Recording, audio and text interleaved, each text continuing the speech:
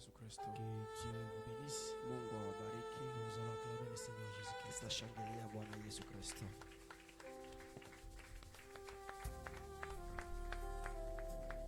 Ce soir, nous bénissons grandement le nom de notre Seigneur Jésus-Christ. Jioni ya leo tunashukuru sana jina la Bwana wetu Yesu Kristo pour sa grâce kwa neema yake qu'il nous donne encore d'être dans sa maison. Ametujalia tena kwa nyumbani mwake Il tena. nous a bénis hier. Alitubariki jana. Que la gloire lui revienne au siècle des siècles. Basi utukufu murudilie milele na Nous milele. allons acclamer encore fois le Seigneur Tutashangilia Jésus-Christ tena pour mara ses nyingine riches Bwana bénédictions Yesu d'hier. Kristo kwa ile baraka kubwa za Que Dieu jana. soit infiniment béni. Mungu abarikiwe sana. Amen. Amen. Et nous savons que ce soir, Na tunajua kwamba jioni ya Dieu leo a prévu de grandes bénédictions pour chacun Mungu de nous. ameandaa tena baraka kubwa tena kwa kila mmoja wetu. Amen. Amen. Ici, nous allons nous tenir debout Kwa hiyo tutasimama sote wima pour nous approcher devant le Seigneur dans la prière. ili tumsogelee Bwana ndani ya maombi. Remettre notre culte de ce soir entre les mains du Seigneur. Kuachilia ibada yetu ya jioni ya leo mikononi yake takatifu. Nous allons méditer dans les Nyimbo Wokovu numéro 9. Tutatafakari ndani ya nyimbo za wokovu namba 9. Naiamini damu yako na msalaba wako Yesu, Mwokozi wangu wa pekee. Wenapata yote kwa Baba ulio yaiti Bwana, napata kwa imani. Uwezi kuniacha mimi, napata kwa damu nimetakasika na moto.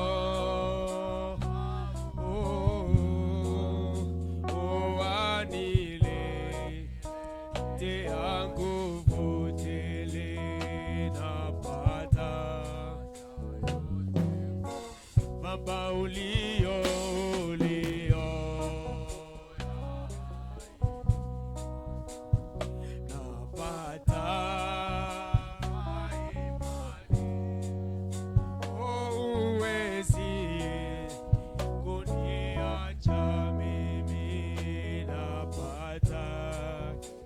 yote kwako unafungwa,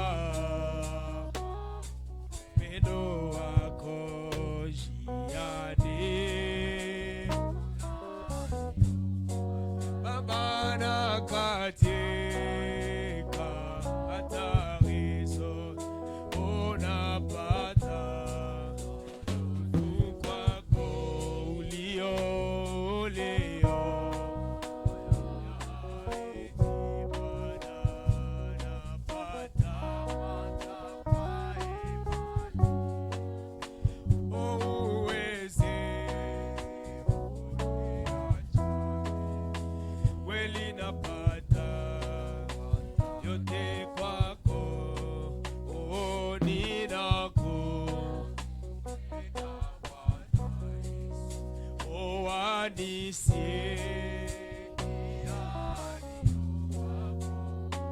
wanipa jibu la maombi, napata yote kwako, kweli ninakupenda Bwana Yesu, kila mara wanisikia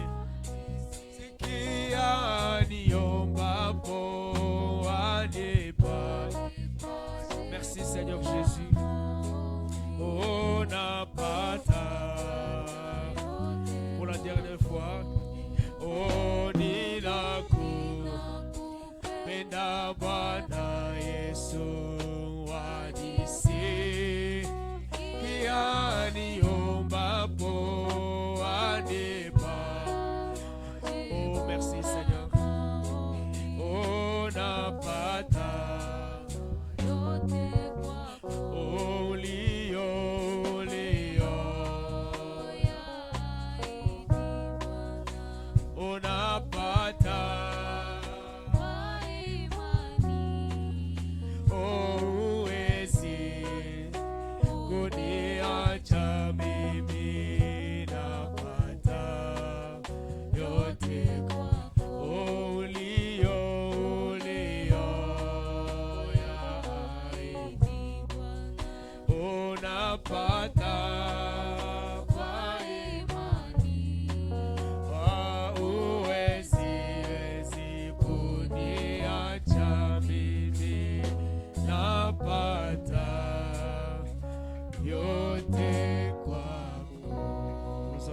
le Seigneur Jésus-Christ. Tunashangilia Bwana Yesu Kristo. Béni soit le nom du Seigneur. Libarikiwe jina la Chacun de nous Bwana. va prier le Seigneur. Kila mmoja wetu ataomba Parlons Bwana. tous au Seigneur. Tuzungumze sote na Prions Bwana. au nom de Jésus-Christ. Tuombe katika jina la Bwana Yesu Kristo.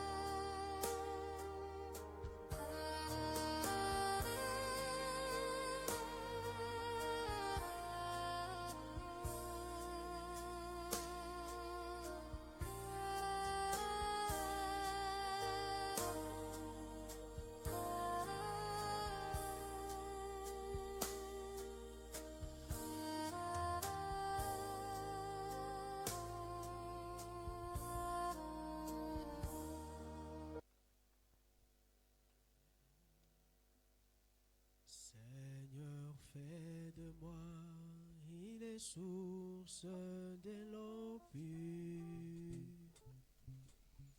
que je sois une oasis dans le désert, afin que les passants fatigués et lassés trouve à moi des longueurs.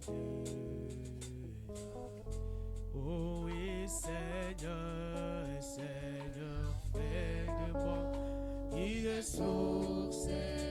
C'est notre prière ce soir, Seigneur. Oh, que je sois moi une oasis dans les déserts.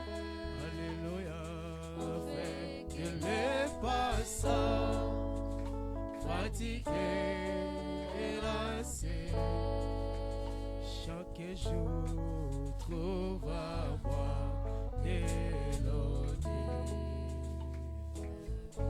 Oh, que le malade, les malades soient guéris, que le faible devienne fort. Exaucez-nous, Seigneur.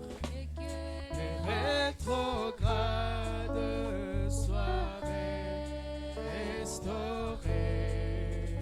Jésus, tout c'est là pour ta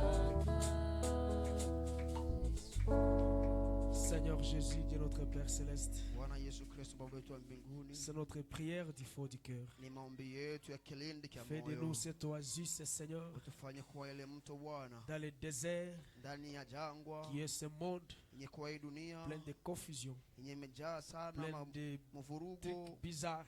vitu Nous te vinavyoeleweki. supplions, Seigneur, Tunakusihi que nous Bwana, soyons cette oasis. tukuwe hiyo mto Au nom du Seigneur katika Jésus-Christ. jina la Bwana Yesu Kristo. Dieu notre Père Céleste, que Baba ton nom Mungu soit wetu wa béni, mbinguni, jina lako que ton libarikiwe, nom soit élevé, jina lako que ton nom liinuliwe, soit acclamé, jina lako que ton nom lishangiliwe, soit glorifié jina lako au litukuzwe siècle des siècles. milele na Au milele nom du Seigneur katika Jésus. jina la Bwana Yesu. Ce soir, Hii jioni ya que leo ta volonté soit faite. mapenzi yako itimilike. Ce soir, Hii jioni donne notre paix quotidienne. utupatie mkate wetu wa kila siku. Cette paix, Seigneur, Hiyo mkate qui va nous Bwana donner la force yenye itupatia dans cette nguvu marche. ndani ya hii Dans le safari nom du Seigneur katika Jésus-Christ. jina la Bwana Yesu Parle tout Kristo. droit à nos cœurs ce soir, Uzungumze na Seigneur. mioyo yetu Bwana hii jioni ya Dans le leo nom du Seigneur ndani ya Jésus-Christ. jina la Bwana Yesu Comme tu l'as Kristo. fait hier, Sisi Seigneur, ulifanya jana nous Bwana, te supplions encore par ta tunakusihi tena grâce kutetea neema de yako parler tout droit à nos cœurs kusema tena na en mioyo sortant yetu, d'ici. Que chacun kutoka sorte d'ici hapa. avec un kila témoignage mmoja wetu atoke na dans ushuhuda le nom du Seigneur ndani ya Jésus-Christ. jina la Bwana Yesu Kristo. Comme nous voulons être Tunapenda comme ces kuwa disciples, kama Seigneur, vile wale dans ces wanafunzi chemins de Bwana Maús ndani ya ile njia ya qui ont Emausi témoigné de ta présence walishuhudia juu ya uwepo wako dans le nom de ndani ya Jésus-Christ. jina la Yesu Fais-nous Kristo. cette grâce. Utusaidie tena ile Bénis neema. notre pasteur. Bariki mchungaji wetu. Bénis la parole de ce soir. Bariki neno la jioni ya Ouais, leo. chacun de nous, Paka Seigneur. kila mmoja wetu Bwana. Bénis les cantiques que nous allons chanter Bariki pour ta nyimbo gloire. utakuimbia kwa ajili ya utukufu wako. Bénis chaque frère, Bariki kila ndugu. chaque sœur qui est déjà Kila là. dada mwenye uko Et tajari prête le hapa. pas de ceux qui sont en Na route. usaidie wenye kwa njiani. Bénis nos diacres. Bariki washemasi Bénis wetu. nos huissiers. Bariki wazamini Bénis ceux wetu. qui jouent aux Bariki instruments. wanaocheza kwa Que vyombo. tout se passe pour ta gloire. Bariki yote hapa Et kwa que ajili les kwa diables utukufu soient wako. boutés Na dehors. shetani Au atupwe nom nje. de Katika Jésus-Christ. jina la Yesu Kristo. Amen. Amen. Que Dieu vous bénisse. Mungu On awabariki. acclame très fort le Seigneur Jésus-Christ. Tunashangilia sana Bwana Yesu Kristo. Disons tous, béni soit le nom du Seigneur. Semeni sote libarikiwe jina la Bwana. Nous allons chanter un tout petit peu pour approcher la parole. Tutaimba tu kidogo ili tukaribishe neno. Nous allons dire gloire à la nom de Dieu, Tutasema utukufu kwa mwana kondoo wa Mungu. lui qui est mort à la croix pour nous. Yeye alikufa msalabani kwa ajili yetu. À la croix, ô mort et mon sauveur, j'ai crié pour être purifié. Là, les sang fut appliqué à mon cœur. Gloire à son nom, à Jésus, gloire, gloire à son, à Jésus, gloire, gloire à son, à l'agneau immolé, là, les sang fut appliqué à mon cœur. Alléluia, gloire à son, oh, à Jésus, gloire, gloire à son, à Jésus, gloire, gloire à son, à l'agneau immolé, là, les sang fut appliqué. Gloire à son nom. Oh, je suis incroyablement saut dans la douceur. Là à la croix, où il m'arrête. Alléluia, gloire à son, à Jésus, gloire à son, à Jésus, gloire à Jésus, là, les sang fut appliqué à mon cœur. Gloire à son, chantons gloire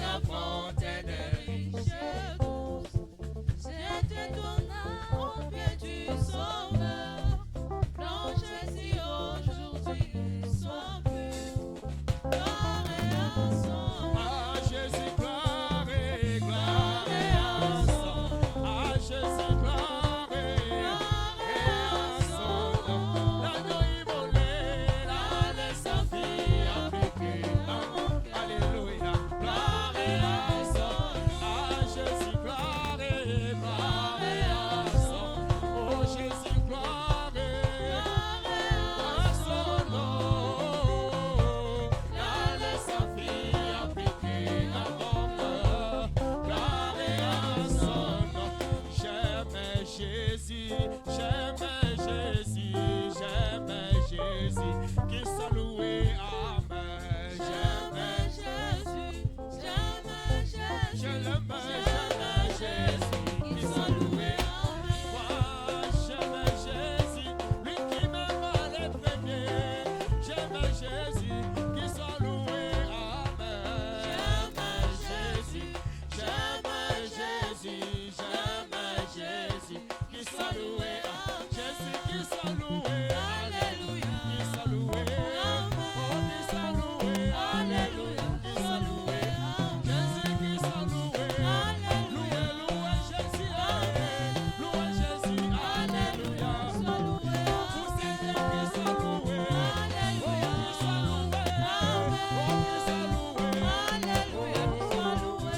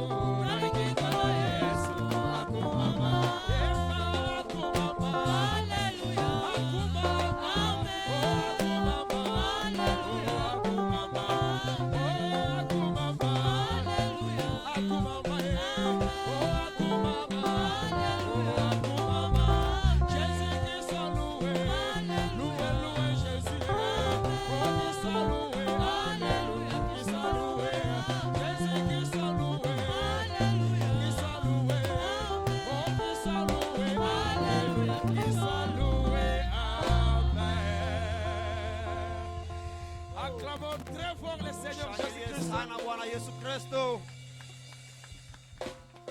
Béni soit le nom du Seigneur. Libarikiwe jina la Bwana. Que réellement le Seigneur soit béni. Hakika Bwana abarikiwe. Parce que lui, il nous a aimé le Sababu premier. ametupenda wa kwanza. Amen, amen. Amen. Maintenant, nous allons inviter notre pasteur pour la Kwa parole de ce sasa soir. tutamwalika mchungaji wetu kwa neno la jioni ya leo.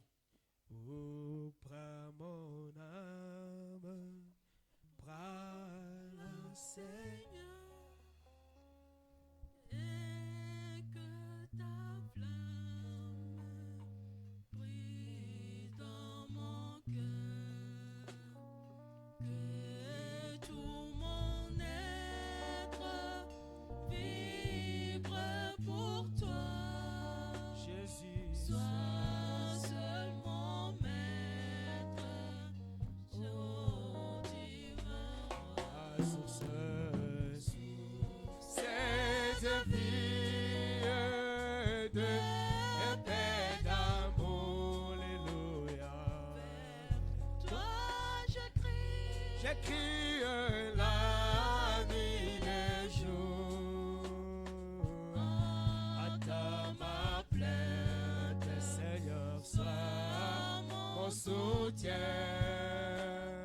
Calme ma crainte, toi mon Seigneur. Du mal perfide, regardez-moi.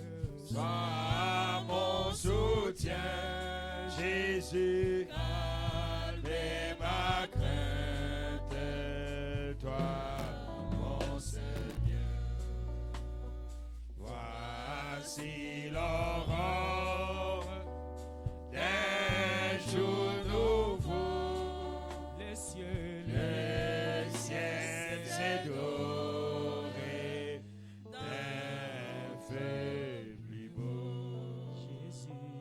Jésus s'apprête, pourquoi j'ai mis les en tête, il va venir sur ses sources de vie et paix d'amour. Vers toi je crie et la nuit le jour. Oh, entends ma plainte, sois mon soutien, Jésus, calme ma crainte. Sois mon Seigneur, Jésus, calme ma crainte. Toi, mon Seigneur, mon Dieu, calme ma crainte. Toi, mon Seigneur. Nous allons tous prier les Seigneurs. Sote tutamwomba Bwana Parler pour la cause d'Israël. tuseme kwa ajili ya jambo la Que le kuhusu Seigneur Israeli. bénisse Israël. Bwana bariki Que le Israeli. Seigneur protège Israël et son armée. Bwana akinge Israeli na jeshi Qu'il lake, protège son saint peuple. akinge taifa lake Prions takatifu. pendant 1 minute Tuombe dakika moja pour le peuple élu de Dieu. kwa ajili ya taifa Prions iliyochaguliwa tous na le Seigneur Mungu. Jésus. Sote tuombe Bwana Yesu.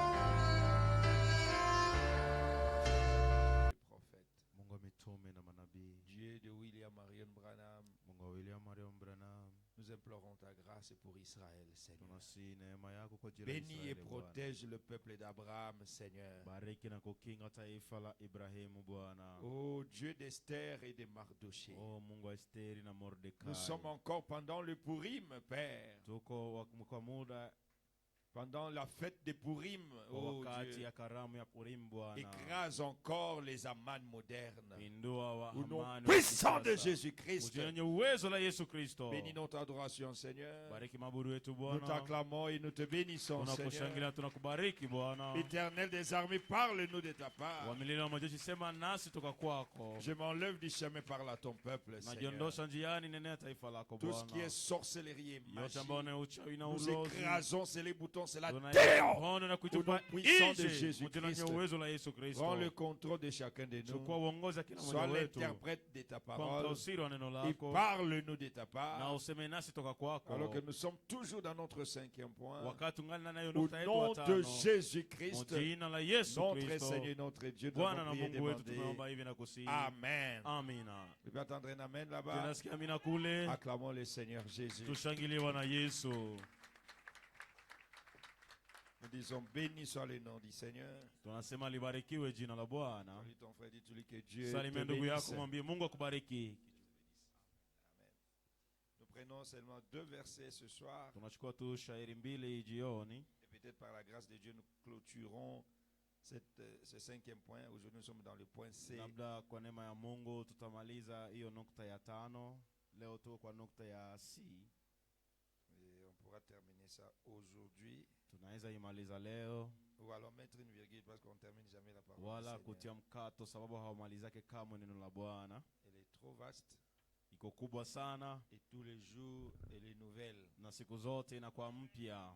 Pour la naissance de Samson, Dieu exige le naziréat. Kwa ajili ya kuzaliwa Samsoni, Mungu anasurtisha unaziri. L'ange de l'Éternel répondit à Manoah, la femme s'abstiendra de tout ce que je lui ai dit.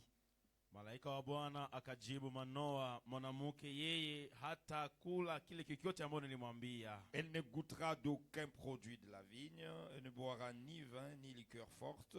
Hata onja wala matunda yoyote ya mzabibu, hata kunya wala mvinyo wala whisky. Elle ne mangera rien d'impur. Elle observera tout ce que je lui ai prescrit. Hata kula lolote lililo chafu na atashika yote niliyomwagiza. Verset 4. Shairi ya 4. Maintenant, prends bien garde, et ne bois ni vin ni liqueur forte, et ne mange rien d'impur. Sasa angalia, ninakuomba usinywe wala mvinyo wala kileo cha Vous pouvez nguvu. vous asseoir. Mnaweza kaa. Car tu vas devenir enceinte d'un fils. Tu enfanteras un fils. Kwani utachukua mimba na utazaa mwana. Et le rasoir ne passera point sur sa tête. Wala wembe haitapita kama kichwani mwake. Pourquoi? Kwa nini? Parce que cet enfant-là sera consacré à Dieu. Maana mtoto huyo atatolewa kwa Mungu. Amen. Amina. L'enfant qui va naître de toi, Mtoto atakayezaliwa toka wewe, après ta sanctification, kisha wewe kujitakasa, après ton naziréat, kisha unaziri wako, cet enfant qui va naître ule mtoto atakayezaliwa sera un produit consacré à l'Éternel. atakuwa matunda inayotolewa kwa Pour Bwana. que Samson naisse, Kusudi Samsoni azaliwe, Dieu a donné un certain nombre de critères à observer. Mungu alileta shurutisho fulani fulani za kushika. C'est là qu'on parlait, je crois, des semaines passées. Ndio kwenye tulikuwa naongelea nafikiria juma Que zilizopita. beaucoup de gens demandent que leurs enfants deviennent serviteurs de l'Éternel. Ya kama watu wengi wanahitajiaka watoto wao wakuwa watumishi wa Bwana. Quelle est la base, la fondation que tu Sasa places? msingi nyewe unawekea ni nini? Quelle est la fondation que tu es en train de poser? Wewe uko natia msingi gani? Dieu dit à la femme de Manoah, Mungu anaambia mke wa Manoa, tu deviendras enceinte. utachukua mimba. Et toutes les femmes conçoivent. Wanawake wote wanachukua mimba. Mais cette grossesse est spéciale. Lakini hii mimba yako ni ya kipekee. Toutes les influences que tu as subies des autres, Hiyo maushawishi zote zilizopata toka wengine, ça ne tiendra pas dans cette grossesse-ci. kwa hii mimba haitakuwa sawa sawa. Amen. Amina. Cet enfant-là sera consacré. Huyu mtoto atatolewa. Je l'ai parlé, je crois, les années passées, 2017, Nilikuwa 2018. nafikiria, nilikuwa naongelea miaka Et la zilizopita, science a 2017, prouvé cela. na sayansi imethibitisha hiyo. Quand la femme a conçu dans le premier, du premier jusqu'au 9e mois, Wakati mwanamke amechukua mimba kuanzia mwezi wa kwanza na mpaka 9, papa doit prendre le temps pour parler avec son enfant quand il est encore une masse musculaire dans le ventre de sa mère. baba anapaswa kamata wakati ya kusema kwa ule mtoto wake wakati angali tu fulusha mnofu kule na anatuma mama yake. Même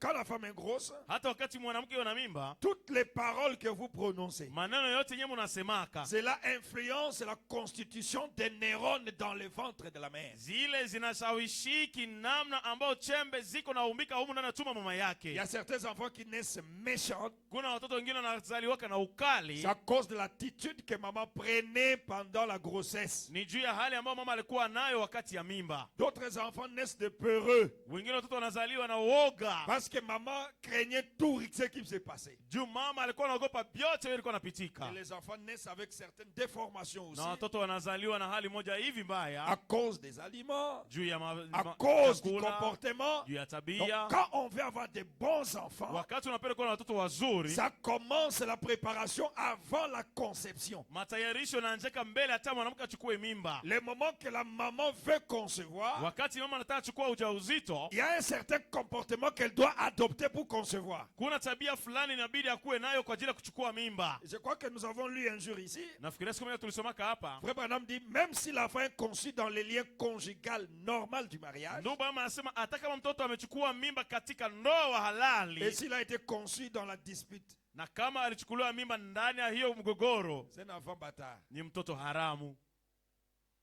Je peux attendre un amen? Je nasikia amina.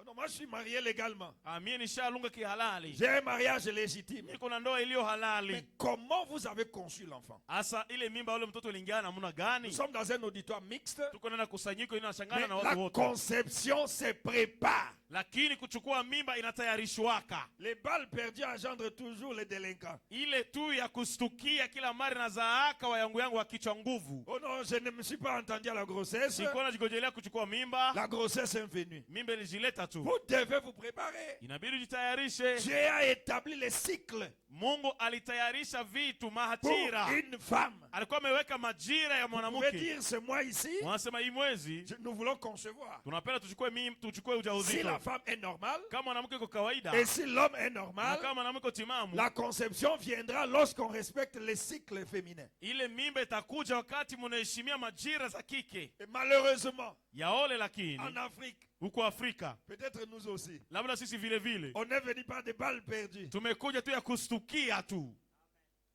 Maman ne sait rien, Mama hakuwa anajua, et à la fin du mois, kumwisho mwezi bon, je ne sais pas, mimi sijui. je n'ai pas vu mes mensualités. Mimi siku zangu sikuzihesabia vizuri. D'abord, la bagarre commence. Kwanza vita inaanza pale pale. Comment tu as fait ça? Wewe na hauna Wewe akili. ukopanya. Hauje kukonde. Ukosa mbuzi.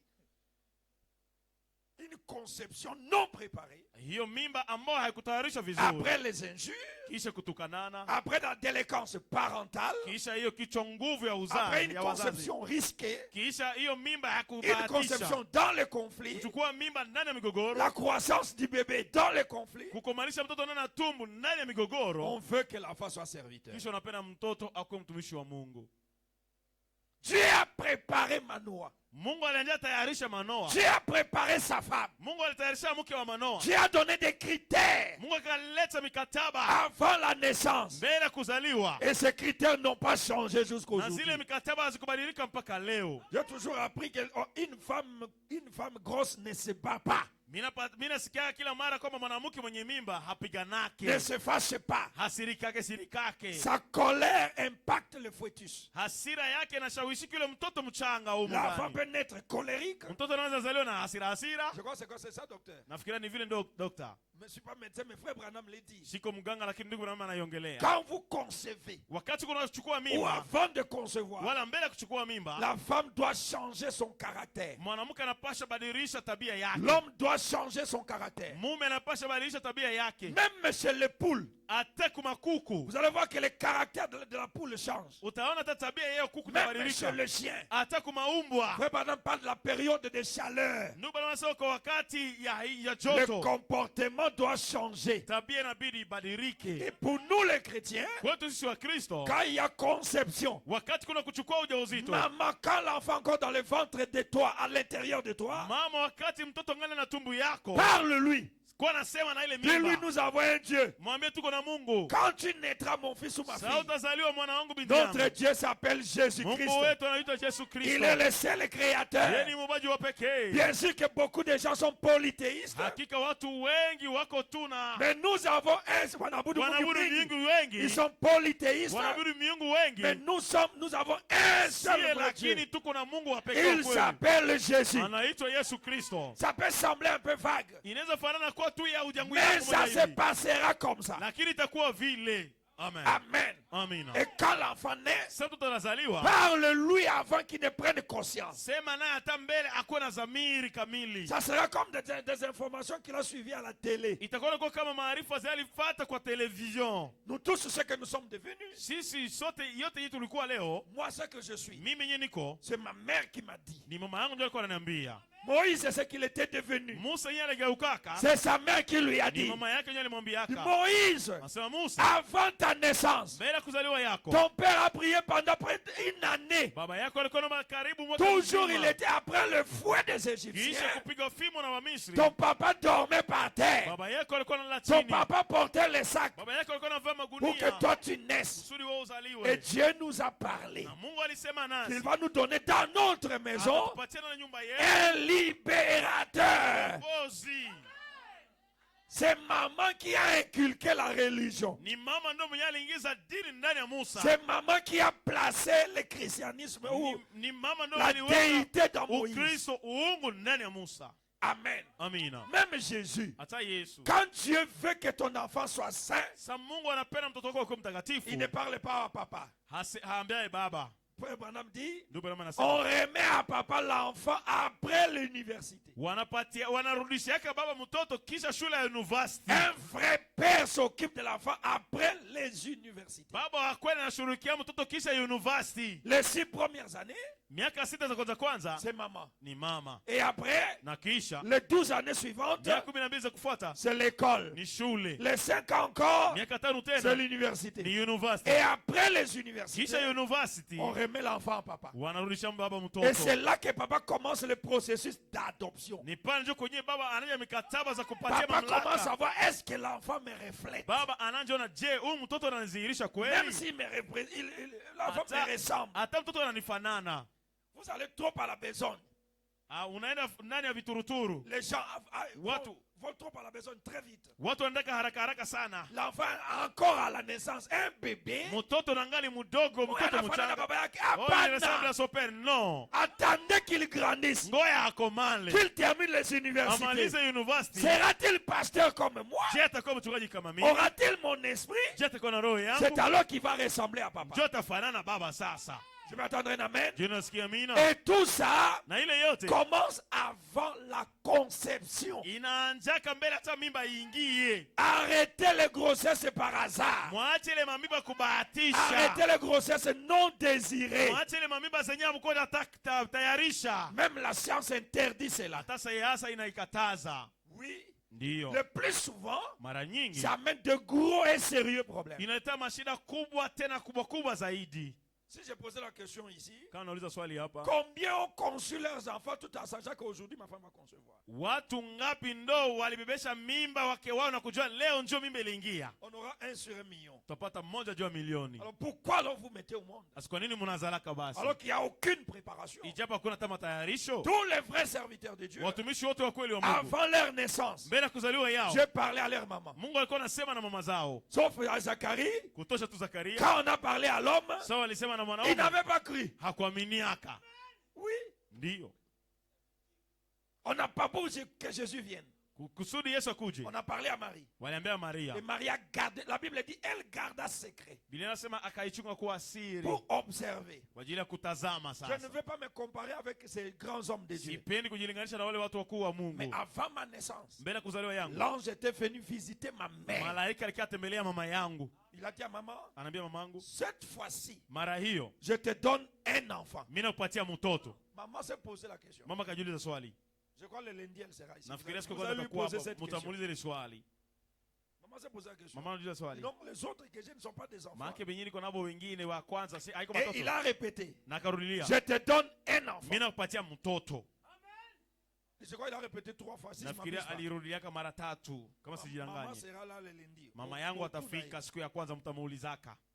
Et après, quand je suis devenu pasteur, je crois l'année passée. Na kisha mwaka iliyopita, sasa nilikuwa niko mchungaji L'année tayari. passée. Mwaka iliyopita C'est là qu'il me dit, ndio kananiambia, je commence à comprendre pourquoi Dieu m'a dit, je te donne un enfant. mimi naanza elewa sasa kwa nini Mungu aliniambiaka nimekupatia mtoto. Quand un enfant veut naître, Wakati mtoto anatazaliwa, on doit faire la préparation unapaswa ufanye matayarisho. à la femme Unatayarisha mwanamke qui est un terrain dans semence. mwenye ndio uwanja ya kuchukua mbegu. On doit préparer la femme. Pasha tayarisha mwanamke. On doit préparer le langage. Unapasha tayarisha usemi. On doit préparer la reine de naissance. Unapasha tayarisha eneo kwenye Aller atazaliwa. jusqu'aux habits que la femme va porter. Mpaka mavazi za mtoto atavaa. La manière que vous le bercez. Namna enye utambebeleza, Les utamlea. cantiques que vous chantez pour le bébé. Nyimbo zenye unaimbia watoto. Les paroles que vous prononcez alors qu'il est bébé. Maneno zote mtamkia wakati angali Les mdogo. gens qui le portent. Watu wakuwa na mbeba. Cela influence toujours la vie de l'enfant. Kila mara nashawishiki maisha ya mtoto. Souvent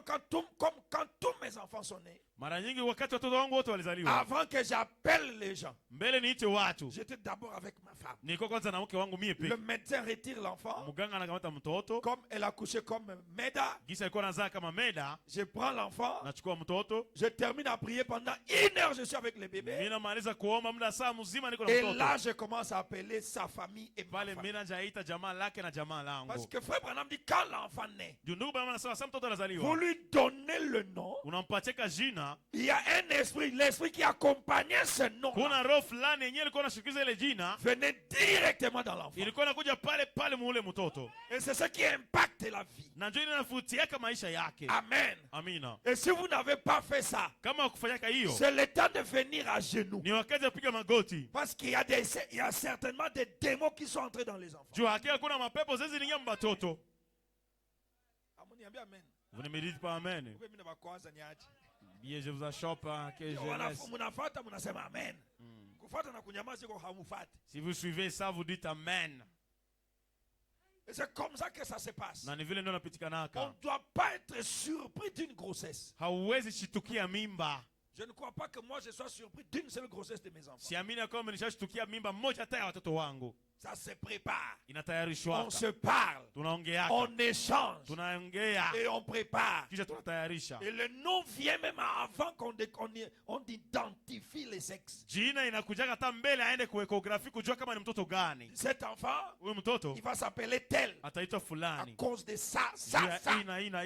Et même tous les 12 patriarches israélites, Hata wababu 12 wote wa quand Israeli. ils naissaient, Sawa walikuwa nazaliwa. c'est par rapport à la circonstance de naissance. Ilikuwa natokana na tukio ya kuzaliwa yao. D'où est venue la délinquance d'aujourd'hui? Hiyo ukichwa nguvu ilitoka wapi ya La leo? délinquance parentale. Kutokusikia watoto ya wazazi. Papa ne sait pas Baba hajui hata. quand est-ce que sa femme a conçu. Mimba ya mtoto. La maman elle-même ne connaît pas. Mama naye hajui mimba iliingia saa Et ngapi. l'enfant quand il naît, Mtoto sana zaliwa. c'est une bataille. Inakuwa We vita. haone condition ya Tunakuwa maisha. na condition ya We vie. haujui Tu connais kujichunga. pas comment Unazala compter. sa panya. Tuati ya kusha Comme si la kombe femme a suri. ramassé la grossesse dans l'air. Inakuwa kama mwanamke alilogota tu mimba muanga. Une irresponsabilité.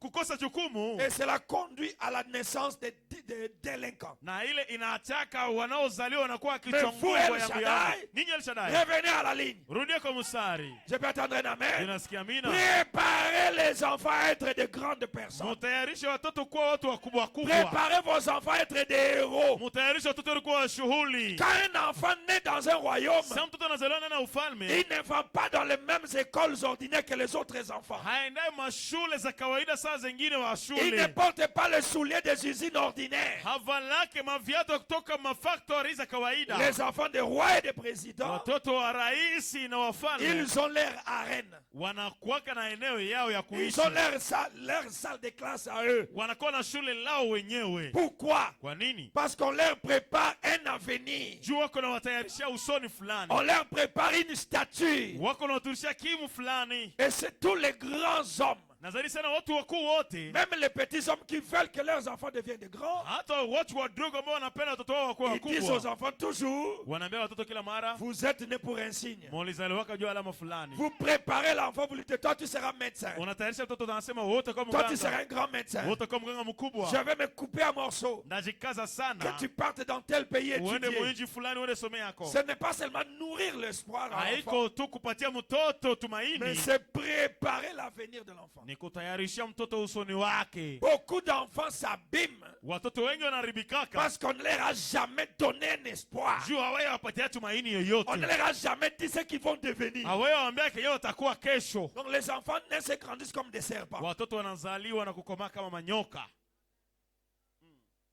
Unazala mtoto, Tu engendres un enfant. Si vous êtes là, il faut changer. Kama uko pale saa hii ubadilike. Parlez à Amen. vos enfants ce que vous voulez qu'ils deviennent. Kwa naambia watoto wako kenye unataka Mon akuwe. fils, Mwana wangu. je veux que tu sois pasteur comme Mimi moi. napenda kuwa mchungaji kama mimi. Mais tu dois étudier. Lakini inabidi usome. Tu dois faire ça. Unapaswa Tu fanya dois hivi. faire ça. Tu Unapaswa dois fanya faire hivi. ça. Unapaswa fanya Je hivi. veux que tu sois médecin comme moi. Napenda wewe muganga kama mimi. Je veux que tu sois politicien comme moi. Napenda ukuwe mwanasiasa kama Je veux mimi. que tu sois. Tshisekedi Félix est devenu président de la République. Tshisekedi Felix alikuwa rais wa jamhuri. C'est parce que son père Ni juu baba yake l'a préparé pour ça. alimtayarisha juu ya ile. Et si votre papa ne vous a pas préparé, Kama baba yako hakutayarishaka, voilà le résultat de ce que vous êtes. tazama tu na kenye wewe huko. La pauvreté, Umasikini, l'échec, kushindwa, la somnolence, même dans des copes. kusinzia hata ndani ya makope Il y ya a un pesa. cope clair. Kuna jambo la kuhusu Le pesa ya frère ne wazi. fait que tourner. Wewe unazunguka fasi moja Parce tu. que son père l'a appris à tourner. Baba yake alifundisha tu kubakia fasi Que moja. mon Dieu aide les familles d'El Mungu Shaddai. wangu asaidie majamaa za Que Shaddai. toute mauvaise préparation Hata change. yote mabaya ibadilike. Soyez intelligents et Nawe sages. na akili na hekima. Recevez l'onction de préparation. Patie upako, mpokee upako matayarisho. Et Amen. Dieu prépare toujours ses Na serviteurs. kila mara Mungu anatayarisha watumishi wake. Si tu as un ministère, Kama una huduma, avant que cela soit exprimé, mbele ile izihirishwe. Dieu te visite par des visions, Mungu anakutembelea kupitia maono, par des songes, kupitia mandoto, par ceci. Et les gens vous kupitia disent, kina kile, na watu je wanakuambia, vous ai rêvé vous prêcher. nilikulota kuna J'ai vu ubiri, ceci. niliona hiki, J'ai vu cela. niliona kile. Tu peux ne pas le croire. Unaweza kutokuamini. C'est Dieu qui est en train de calibrer, de programmer votre avenir. Ni Mungu ndo mwenyewe iko natia mlengo mustari kwa usoni yako. Tout avenir doit être programmé. Kila usoni inabidi ipewe Quand program tu seras fulani. marié, programme tes enfants. Senye utalungaka Quand tu tayarisha seras watoto marié, wako. programme tes Sasa enfants. utalungaka tayarisha watoto yako. Ne permettez pas les grossesses inutiles. Usiruhusu mamimba ya bure ya Les kuzingilia grossesses de tu. la forêt. Mamimba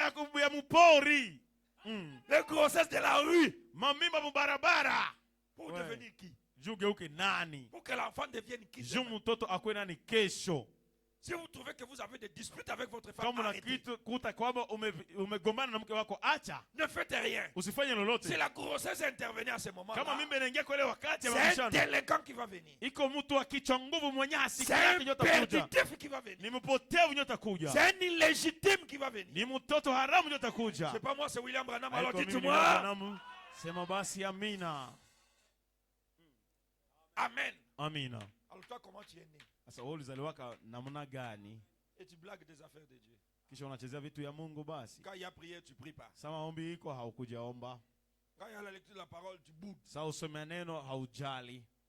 Nous sommes ce que nous sommes. Tuko kile tulicho. Nos papas, nos parents nous ont préparés à être cela. Baba zetu, wazazi wetu walitayarisha kukuwa kenye tuko. Et vous qui n'avez pas encore préparé vos Na nyinyi enfants, ambao wanatayarisha watoto wenu, c'est encore possible. ingali inawezekana wakati Ce ingali. n'est pas tard. Wakati haijachelewa. Ne dites pas aux enfants, vous avez grandi. À moi, Usiwaambie de watoto débrouiller. mmekomaa, vous ne voyez pas Se les autres se débrouiller débrouiller. n'est pas une solution. Ujikazania haiko nyo suluhisho. Pointez l'enfant ce qu'il va devenir. Onyesha mtoto kenye atakuwa. Et allez auprès de celui qui te l'a donné. Na uende mbele Seigneur, mwenyewe tu alikupatia m'as na donné watoto. des enfants. Bwana alipatia watoto. Que veux-tu qu'ils deviennent? Unapenda wageuke watu gani kesho?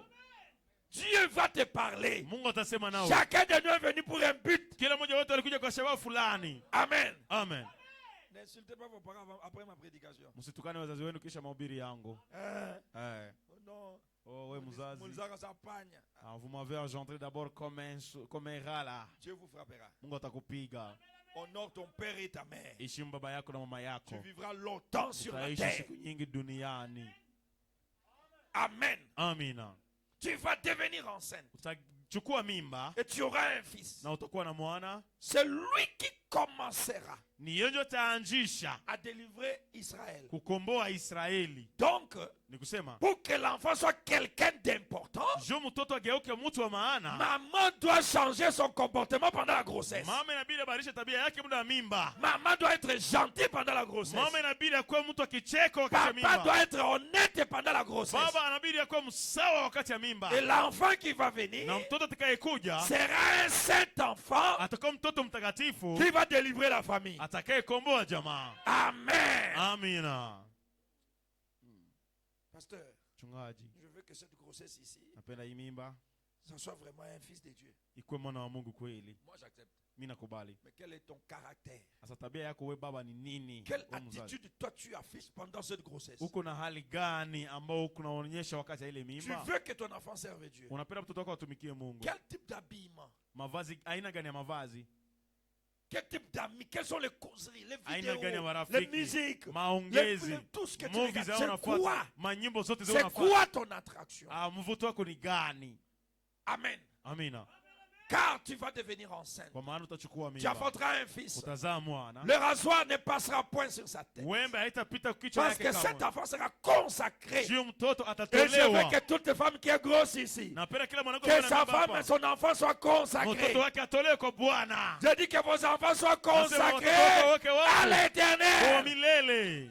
Alors soyez une femme de prière. Kwa basi mwanamke wa maombi. Choisissez une journée de prière. Chagua siku yako wewe peke ya maombi. Jeûnez un peu pendant la grossesse. Funga chakula wakati kuna Parlez un mimba. peu à l'enfant pendant la grossesse. Sema na ule mtoto Priez mimba. un peu pendant la grossesse. Omba wakati ya Ayez mimba. l'habitude de lire la Bible même si vous êtes fatigué pendant la Kuwa na tabia grossesse. kusoma Biblia hata unachoka muda wa mimba. Préparez l'avenir de vos enfants. Tayarisheni usoni wa watoto Pendant wenu. la grossesse, Wakati ya mimba. avant la conception Mbele uchukue et mimba pendant la croissance. na wakati wa kumalisha hiyo Vous mimba. savez, quand la vérité sort, ça blesse. Unajua saa kweli natoka inaumizaka.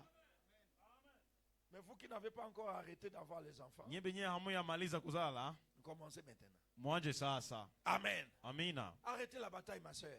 Acha kupigana pigana dada yangu. Arrêtez la bagarre, mon frère. Acha kugombana ndugu yangu. Parce que Juu ce sera lui qui commencera à délivrer Israël. yeye ndio ataanja kuomboa Donc Israeli. si toi, maman, Kama wewe mama tu gardes les naziréas, unachunga ile tu unaziri, gardes la consécration, unachunga kujiweka tu wafu, gardes la sainteté, unachunga utakaso, cette sainteté ile utakaso impactera sur la vie de l'enfant par une onction surnaturelle. itavutia maisha ya mtoto kupitia upako ya juu kimaumbile. Amen. Amina. Ça veut dire que les parents confèrent l'onction aux enfants. Ni kusema wazazi wanapitishaka watoto Les upako. parents influencent la vie de leurs enfants. Wazazi wanavutiaka maisha ya watoto Les wao. parents sont la base de ce que les enfants sont aujourd'hui. Watoto ni chanjo ya kile watoto wazazi ni watoto ni chanjo ya kinye watoto wako leo. Amen. Amina. Vous devez garder le naziréat Unapasha mulinde unaziri pour que votre enfant monte chaque jour en kusudi onction. mtoto wako kila siku apande na upako.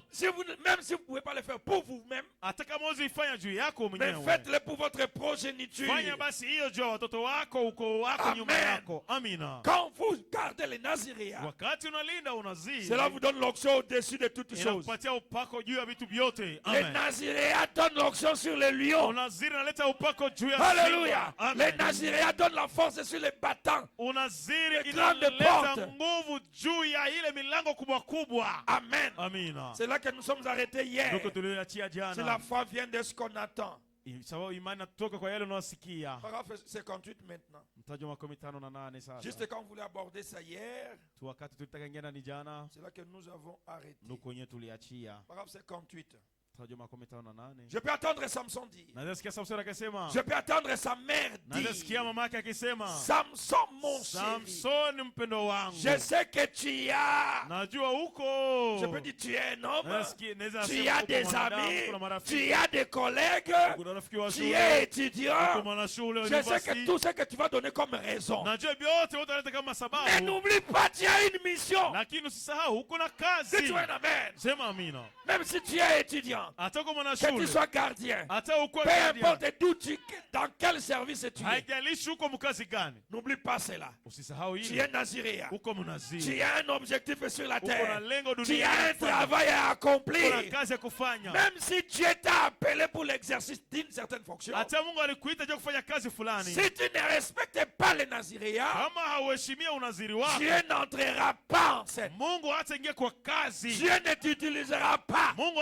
hatakutumikisha. Vous devez d'abord revenir à la parole. Unapasha urudilie neno Vous devez kwanza. respecter ses Unapasha principes. heshimia mikataba zake. Alors Dieu vous utilisera. Hasa Mungu Je peux atakutumikisha. attendre un amen. Unasikia amina? Samson, Amen. mon fils, je sais que tu as bien. Samson najua Tu es un kwamba simple garçon uko ordinaire. tu kijana wa Mais kawaida. tu es Lakini naziréen. uko mnaziri. Dites-moi amen. Sema amina.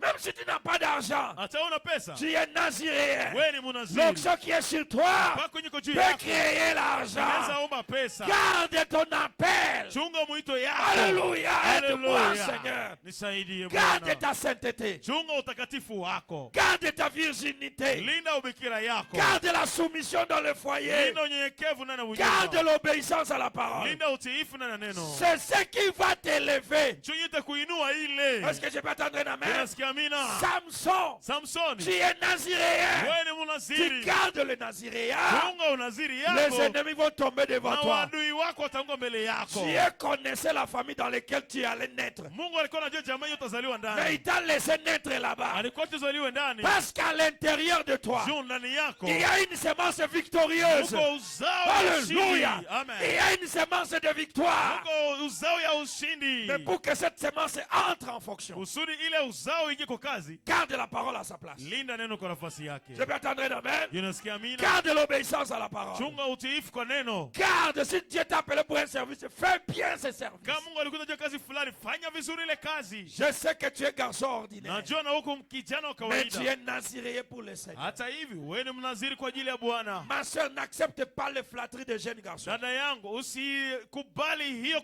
udanganyifu ya vijana. Quand Joseph a été convoité par la femme de Potiphar, Senye Yusufu alitamaniwa na mke wa Potifari. Joseph n'a pas lâché. Yusufu hakuachilia. Joseph n'a pas dit parce qu'on m'a dragué, j'accepte. Yusufu hakusema njoo amenitongoza ni Joseph n'a pas dit voilà une opportunité. Yusufu hakusema tazama faida La majaliwa. Bible dit tout ce que Joseph touchait prospérait. Biblia inasema yote yenye Yusufu alikuwa anagusa ilikuwa inaendelea. Pourquoi ça prospérait? Kwa nini ilikuwa inaendelea? C'était le secret de Joseph. Ilikuwa siri ya Yusufu. Avec Dieu, Pamoja na Mungu. il gardait les conseils de son père, Alikuwa anachunga maonyo la yake. parole de son temps. Neno ya wakati Et wake. c'est ce qui donnait l'onction Ndio alikuwa analeta de la upako ya croissance. kukomaa. C'est ce qui, la sainteté de Joseph, Utakaso ya Yusufu donnait la vie de prospérité. ilikuwa inapatia maisha kufanikiwa. Et ce Dieu-là n'a pas changé. Na ule Mungu hayabadilikaka. Ma soeur, mon frère, Dada yangu, ndugu yangu, ta vie de sainteté maisha yako va utakatifu attirer ton futur. itavutia usoni yako. Ça va attirer ton avenir. Itavutia usoni yako. Et laisse-moi dire, comme je l'ai toujours dit, Acha nikwambie kisi nasema kila mara, ton avenir usoni yako se prépare maintenant. inatayarishiwa saa hii. Amen. Amen. Joseph avait une passe d'or. Yusufu alipataka Pour se bahati prostituer. kubwa sana kwa ajili ya Peut-être kufanya ukahaba. pour avoir l'argent de la femme du général. Labda unajua kupata pesa ya mwanamke wa jemedari. Si c'était toi, aurais-tu fui la femme du général Ingelikuwa wewe ungekimbia kama mke wa jemedari kweli? et accepté indignement la prison? Na kukubali kufungiwa bila hatia yoyote, Une bila kosa fausse yoyote. accusation. Hiyo kushitakiwa ya Tu as bongo. tenu la parole. Ulishika Tu neno, as gardé la parole. ulilinda neno Et on te met en na prison. wanakufungisha. Mais Joseph n'avait pas changé. Yusufu lakini hakubadilika. Garde-toi, tu es naziréen. Ujilinde Dis à ton uone frère, je naziri. suis naziréen. Ambia ndugu yako, je suis suis naziréen. naziréen. Mimi ni mnaziri. Je suis naziréen. Oui. Joseph savait Yusufu alikuwa anajua que s'il perdait ce contact-là avec Dieu, akipoteza ile uhusiano na Mungu tu, l'onction de prospérité allait le quitter. upako kufanikiwa ingemutoka. S'il perdait sa chasteté ou sa virginité masculine, Angepotezaka hiyo kujichunga yake ya kiume, il aurait perdu sa chance. angekuwa tayari amepoteza bahati yake. Et beaucoup de gens, quand ils commencent à prospérer, Na watu wengi sawa wanajaa quand endelea, les choses commencent à avancer, sasa vitu vinajaa endelea, ils oublient les faibles commencements. wanasahau ile mwanzo.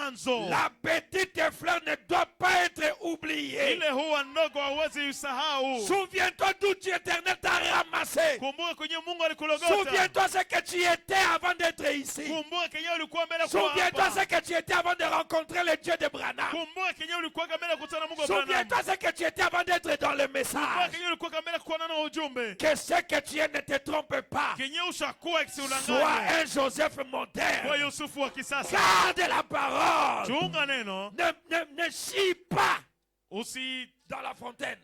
usiende. Usichafue chemchemu ya maji yako. Ouais. Non, je suis déjà béni. Nishabarikiwa. Médard, c'est qui là? Medari kwa mtu gani ule? Celui-là, c'est qui là? Ule Yesu ni nani? Message. Ujumbe. Est-ce que tous les riches qui sont dans le monde ici Je sont dans le watajiri wote wa message? dunia waliko na ujumbe. plus Joseph gardait la parole, Zaidi sana Yusufu alikuwa anachukua neno. plus il montait dans la gloire. Alikuwa anapanda na utukufu Parce zaidi que sana. même en prison, Juu atana na kifungo. il n'était plus un prisonnier ordinaire. Hakukuwa tu Alléluia. mfungo wa Partout kawaida. Joseph passait, Popote Yusufu alikuwa anapita. c'était la gloire qui l'accompagnait. Utukufu ndio ulikuwa unamshirikiza. Ta manière de vivre avec la parole et avec Namna Dieu, yako ya kuishi na c'est ce qui va neno na te kuishi na Mungu. propulser Ndio itakusukuma juu ou te bloquer. wala ndio itakuzuiza itakufunga. Joseph en prison, Yusufu na gereza il garde la parole. analinda neno. Et Dieu qui a trouvé Joseph fidèle à sa parole, Na Mungu aliyekuta Yusufu mwaminifu kwa neno lake. c'est même Dieu, Ule Mungu. au temps opportun, Kwa wakati unaofaa. au temps convenable. Kwa wakati unaofaa. Prenez-moi un peu, je crois, Pierre, avant de revenir là-bas. Mchukulie Petro mbele Je ya crois que c'est kurudi 1 hapo. Pierre chapitre 5. Fikiria ni quelque Petro wa chose comme kwanza sura ya 5 jambo kama hilo. ça. 1 Pierre chapitre 5, je crois, verset 8 ou bien. Petro wa kwanza sura ya 5 na Soyez sobre, verset 9 quelque chose. shairi la 9 jambo kama hilo. Résistez au diable Mnganganie shetani avec une foi ferme, pamoja na imani iliyo imara. sachant que Mkijua kwamba les mêmes souffrances que vous traversez, zile mateso sehemu mnapitisha les autres frères à Kinshasa, na wengine wa ndugu les Kinshasa, autres frères en Europe, wengine wa ndugu Ulaya, la même épreuve que tu traverses ici. ile jaribu nyinyi unapitisha hapa. Il y a au moins 25 000 personnes dans le monde Kwa karibuni watu 2000 au même moment que toi, ndani ya dunia wenyewe kunateseka sawa sawa na comme wewe. toi. Kama wewe. C'est là que la Bible dit, Ndio Biblia inasema résistez, munganganie. sachant que les mêmes souffrances sont imposées à vos frères dans le monde. Mkijua kwamba ile mateso ndugu zenu nao wako wanateseka nao ndani ya dunia. Le Dieu de toute grâce, Mungu wa neema yote qui vous a appelé en Jésus-Christ à sa gloire aliyewaita na Yesu éternelle, Kristo kwa utukufu wake il milele. vous a appelé pour sa gloire. Aliwaita kwa ajili ya utukufu wake. Gardez-vous pur. Ujilinde safi. Après que vous aurez souffert un peu. Kisha yenyewe kuteseka tu kadogo. Après que vous aurez souffert, Kisha kuteseka tu un peu pour kidogo. Dieu, ça peut être 10 ans. Kidogo na maisha inaweza kwa miaka 10. Ça peut être 20 Inaweza kwa ans. miaka 20. Parce que pour Dieu, un jour c'est 1000 ans. Juu kwa Mungu siku moja ni miaka 1000. 40 ans c'est 2 minutes. Miaka 40 ni dakika 2 tu. Donc moi j'aurai 2 minutes en octobre, en novembre, en Mimi nitakuwa na septembre. dakika 2 tu kwa mwezi wa 9. Donc vous aurez souffert un peu. Utakuwa umeteseka tu kidogo. Comme Joseph a souffert un peu. Kama Yusufu aliteseka kidogo, Il vous perfectionnera lui-même. atawakamilisha yeye mwenyewe, Il vous affermira. atawatia imara, Vous fortifiera. atawatia nguvu Et vous rendra na inébranlable. atawafanya mkuwe pasipo kutikisika. Alléluia. Haleluya. Revenez à mon écriture, la femme Vumilia vient de ce qu'on usomi attend. langu, imani inakuja kwa yeye. Joseph a tunasikia. supporté cela. Yusufu alivumiliaka ile, Il a gardé son naziréa. akachunga unaziri wake, Il s'est gardé pur. akajichunga safi. Peut-être on pouvait se moquer de lui. Labda angemchekeleaka, Toi, tu es mis à prison uniquement parce que tu as refusé le wewe film. unafungiwa tu juu ulikatala mwanamke. Est-ce que ça ngai? Ingekuwa tu Il y a mimi, mbongo na mimi yeye. kabisa ningekula pesa yake. Les gens peut-être ont insulté Joseph. Watu labda walitukanaka Yusufu, On l'a envie mais de Yuma. wakamwita Muyuma Eche, Voilà, un étier. wanamwita Muyuma. Toi, une femme te drague. Mwanamke Il te anakutongoza, paye l'argent. anakupatia Il pesa, veut te donner une fonction. anataka kupatia kazi kubwa, Toi, tu refuses. unamkatala. Joseph pouvait leur répondre. Yusufu angeweza kujibu, L'élévation ne vient ni de "Kuinuliwa haitoki l'Orient, wala ni mashariki, de wala l'Occident. magharibi, Ça vient de inatoka kwa l'Éternel. Si milele, l'Éternel a prévu que je sois Bwana élevé, atayarisha je niinuliwe. serai élevé. Ndainuliwa." Alléluia. Haleluya. Gardez votre naziréa. Chunga unaziri wako. Samson, tu es un naziréa. Samsoni, wewe ni mnaziri. Avant la fondation du monde. Mbele ya kuweka msingi wa ulimwengu. Alléluia. Haleluya. Dieu m'avait ordonné pour ce ministère. Mungu aliniweka kwa ajili ya hiyo huduma. Je vais Amen. parler un peu. Ninasema kidogo. Aucun sorcier Hakuna hata mlozi ne mmoja va ébranler ce que Dieu a mis en toi. mwenye atatikisa kile Laissez Mungu les amesema sorciers yako. faire ce qu'ils Acha veulent. wale wafanye vile Ils seront wanafanya. boutés Watafukuzwa dehors. Le nje. Dieu qui t'a appelé Mungu aliyekuita t'affermira. atakutia Le Dieu qui nguvu. t'a créé Mungu aliyekuumba une femme. Ah, Alikuumba aliyekuumba mwanamke, mwanamke, atakubeba, atakuinua. il va t'élever lui-même. Amen. Amen.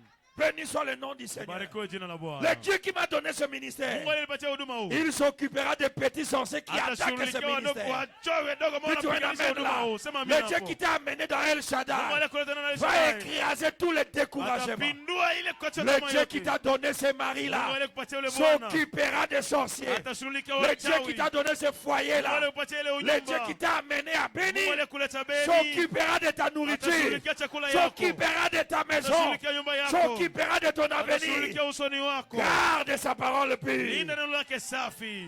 Dites-moi Alléluia. Sema haleluya. Amen. Amina. Le Dieu qui a permis que tu écoutes cette prédication, Mungu aliyeruhusu sikie hii mahubiri. il savait qu'il va ajouter quelque chose ce Alikuwa anajua soir. ataongeza jambo fulani Et quand tu jioni. vas revenir en lui, So utarudia ndani yake. tu vas refléter ton avenir. Utadhihirisha wewe mwenyewe Il usoni y a wako. des gens qui ne sont pas devenus ce qu'ils doivent être. Kuna watu hawajageuka kenye wanapaswa kuwa. Peut-être dans 2 semaines, son salaire sera multiplié par 5. Labda mjuma mbili mshahara wake utazidishwa mara 5. Parce que Dieu est en train de travailler pour les cas de chacun de nous. Juu Mungu anatumika juu ya kesi ya kila mmoja wetu. Pendant que tu dors, Wakati unalala, il ne sommeille, yeye il asinzii ne wala dort. kulala. Celui qui veut chez Wana kesi Israël. juu ya Israeli. Alléluia. Haleluya. Dites-moi Alléluia. Sema haleluya. Le Dieu qui t'a créé un homme, Mungu aliyekuumba qui mwanaume, t'a donné un foyer, aliyepatia bunyumba, il te donnera de quoi subvenir aux besoins de ce foyer. atakupatia mapato kwa ajili ya Gardez la kuweza parole quoi qu'il kutosheleza arrive. kwa hitaji hija. Chunga neno, haijalishi nini itafike. Il te perfectionnera. Atakukamilisha. Tu me dis un amen, tu reçois cette onction-là. Sema amina, Il unapokea ile te upako. Amen. perfectionnera. Atakukamilisha. Il te bénira. Il Atakubariki.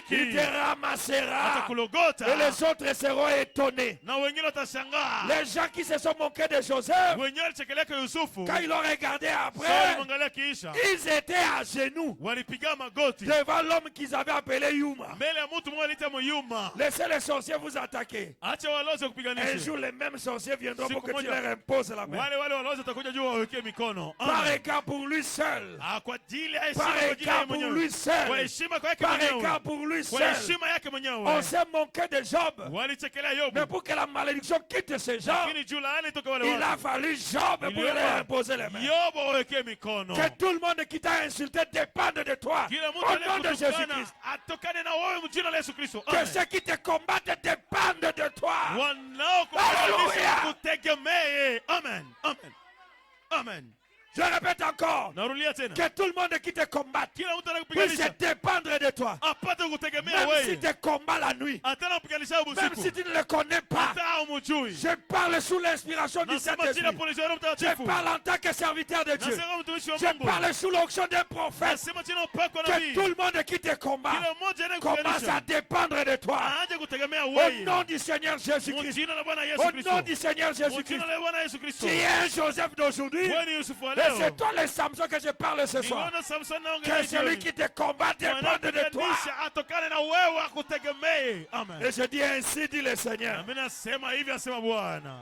Amen. Amina. Nous sommes menés pour un travail. Tulizaliwa juu ya kazi fulani. Cette église n'est pas bénie pour la blague. Kanisa hiyo haiko beni tujo kwa Cette mzaa. église est bénie pour manifester Jésus-Christ. Kanisa iko beni El Shaddai a béni pour sortir Jésus de l'histoire. Le Dieu d'Abraham que les gens ont insulté. Ils vont l'adorer à El Shaddai. Le Dieu d'Abraham qu'on a appelé pauvre et malheureux. Ils viendront chercher l'argent dans El Shaddai. Le Dieu d'Abraham qu'on a appelé magicien. Ils viendront se repentir dans El Shaddai. Acclamez-moi le Seigneur Jésus très fort. Oh, béni soit le nom du Seigneur.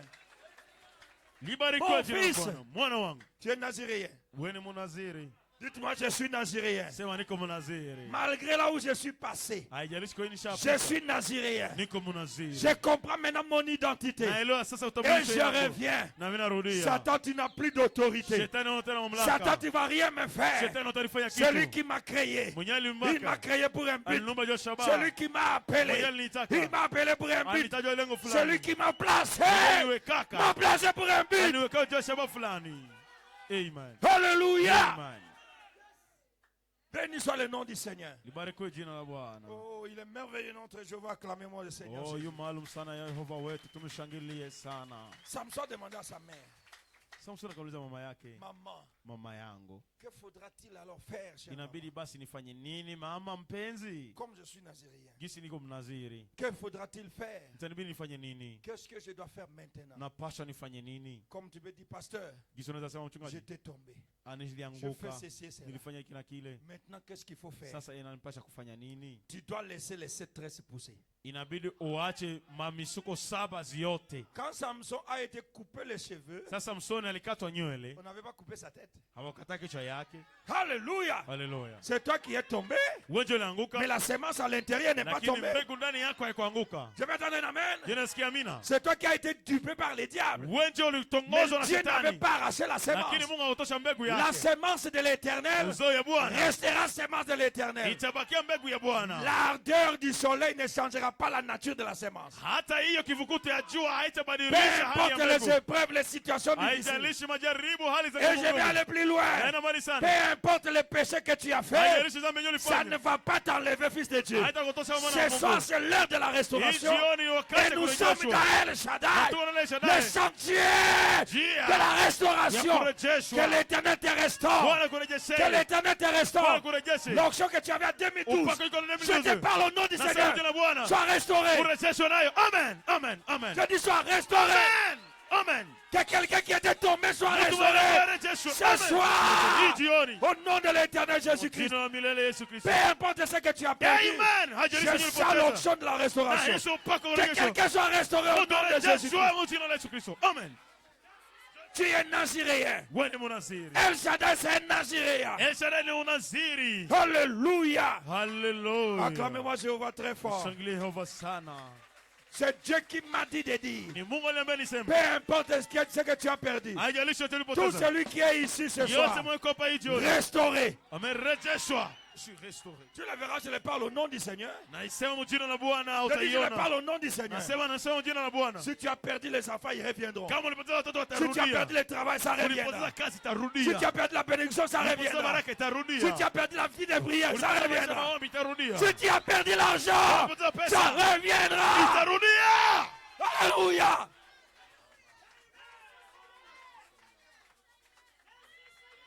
Peu importe ce que tu as perdu. Haijalishi kiote kama Peu ulipoteza. importe ce que tu as perdu. Haijalishi kinyo ulipoteza. Dieu m'a dit de te dire c'est Mungu terminé. ananiambia nikwambia Si imeisha. tu étais tombé dans Kama l'adultère, ulikuwa na uzinifu. ce soir tu es pardonné Hii jioni umesamehewa. et que la restauration Na commence. kurejeshwa ianze. Je dis que la restauration Sasa commence. kurejeshwa ianze. Que la culpabilité puisse partir. Uhatia ikutoke. Que l'assurance du Naziréen Hiyo puisse hakika ya unaziri. revenir. Irudie ndani Que yako. l'assurance du Uhakika ya Naziréen unaziri. puisse revenir. Irudie ndani yako. Que tu domines la terre. Utawale Que tu ardhi. domines le sol. Utawale Que tu udongo. domines la mer. Utawale Que bahari. tu domines tout ce qui passe devant Utawale toi. vyote vitao Au mbele nom de yako. Kwa Jésus-Christ. jina la Yesu Kristo. Amen. Je dis, allez dominer. Nasema mwende tawala. Là Amen. où tu mettras le pied. Kwa utatia miguu. Amen. Je vais aller plus loin. Naenda mbali sana. Parce qu'il me dit de le dire. Ndio ananiambia niseme. Que tes désirs soient manifestés. Haja zako zidhihirishwe. Amen. Tes besoins, Haja zako. tes désirs. Haja yako. Je veux ceci. Nataka hiki. Que cela soit manifesté. Ile izihirike. Je prêche sur la restauration. Nahubiri juu kurejeshwa. Je prêche sur la restauration. Nahubiri juu kurejeshwa. Que les stériles conçoivent. Watasa Que wachukue le mimba. rétrograde soit restauré. Walenyuma warejeshwe. Que les faibles deviennent Wasaifu forts. wawe na nguvu. Que les faibles deviennent forts. Wasaifu wawe na nguvu. Ma mission ici, Kazi yangu hapa c'est ta restauration. ni kurejeshwa yako. Mon travail à béni, Kazi yangu beni c'est ta ni restauration. kurejeshwa yako. Quand tu vois mes dards, Sasa unaona quand medaa. tu me vois à partir d'aujourd'hui, Sasa unaona kwa njia leo. vois ta restauration. Ona Je le kurejeshwa dis au nom yako. du Seigneur Jésus-Christ. Nasema mu jina la Je Bwana le Yesu dis au Kristo. nom de Jéhovah. Nasema mu jina la Celui Yehova. qui me regarde maintenant, Mwenye anaangalia qu'il sasa. reçoive sa restauration. Apokee kurejeshwa Je suis yake. loin pour cela. Nimepakwa juu ya hiyo. Il est temps, El Shaddai. Ni wakati El Je Shaddai. dis, il est temps que tu puisses briller. Nasema ni wakati upate Que tu vas kung'aa. terminer la souffrance. Sema mateso kwisha. Terminer le péché. Zambi kwisha. Satan vous a longtemps traîné dans le bourbier. Shetani aliwazamisha siku mingi ndani ya Tu matope. t'efforces de sortir, Unajikazaka kutoka. mais tu te retrouves dedans, tu ne sais pas. Unajikuta tu ndani Je haujui. m'adresse à quelqu'un Nasema na ce mtu. soir Hii que jioni. le Dieu de la mère de Samson, Mungu wa mamake le Dieu de Samsoni. Manoah, Mungu wa Manoa. le Dieu de la Bible, Mungu wa Biblia. puisse se saisir de toi, Akushike. puisse se saisir de toi, Akushike. comme William Branham. Kama William Branham. Là où il était incapable de marcher, Kwenye alikuwa anaweza kutembea. Jésus le mettait sur les épaules. Yesu alikuwa anamtia kwa Qu'à mabega. partir de ce soir, Kwa njia hii là où jioni. tes pas ne peuvent pas traverser. Que le Seigneur efface tes pas. Qu'il te mette sur les épaules. Là où tu es fatigué, que le Seigneur te prenne. Tu es naziréen. Tu es naziréen. Tu es naziréen. Que le sorcier qui te combat soit cacheté. Qu'il soit cacheté. Qu'un échec palpable visible. Tout celui qui tombe, tout celui qui veut ta chute. Alléluia. Qu'il reçoive un saut d'aveuglement. Quand tu passes, il ne te voit pas.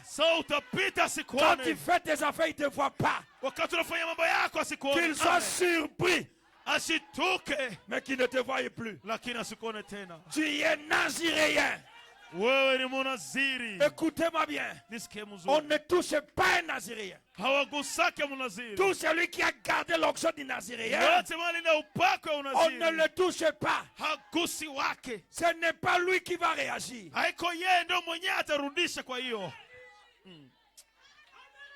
On est parti à Léhi. On est parti à Léhi. Là où Samson s'est caché. Il a dit, vous êtes mes frères. Promettez-moi que vous n'allez pas me tuer. On a ligoté Samson. Nous, on ne va rien te faire. Nous allons seulement te livrer aux ennemis. Hein? Nous allons seulement te livrer aux ennemis. Il dit oui, livrez-moi. On l'a ligoté. On l'a traîné. Samson n'était pas ballotté. Si tu sais que tu es dans le message de l'heure, le 7 et 13 ne sois plus ballotté. Quoi qu'il arrive, on a traîné Samson. On a traîné Samson. Quand il est arrivé en face de l'ennemi, ce n'est pas Samson qui est venu. La Bible dit l'esprit de l'Éternel s'est saisi de lui. C'est l'esprit qui était en Samson dans les signes du Naziréa qui a saisi les muscles de Samson. Il a brisé les chaînes. Dites-moi un amen.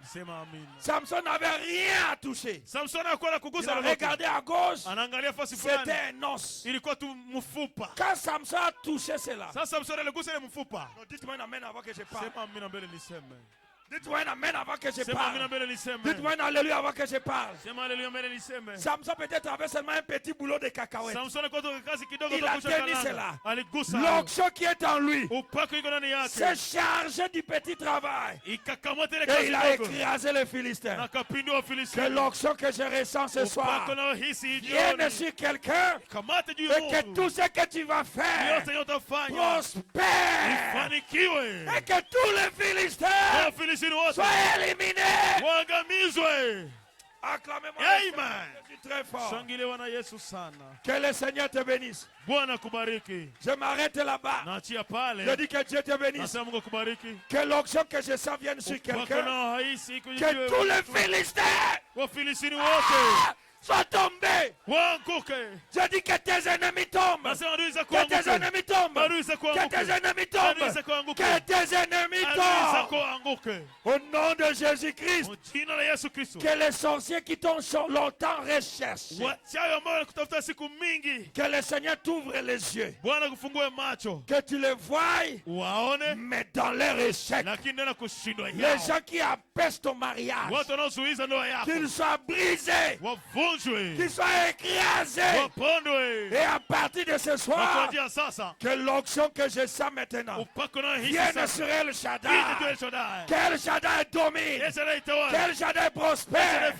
Qu'El Shaddai évolue. Que Dieu vous bénisse. Parlez au Seigneur. Élève ta voix. Dites Seigneur, ce n'est pas moi. Mais je viens à cause du message. Je viens en tant que Naziréen. Je viens en tant que croyant d'El Shaddai tabernacle. Je viens en tant que croyant du Seigneur Jésus-Christ. Je viens en tant que croyant du message. Le message de l'heure. Les gens se moquent de ce message. Mais moi je suis dans le message. Prions le Seigneur. Élève ta voix et parle.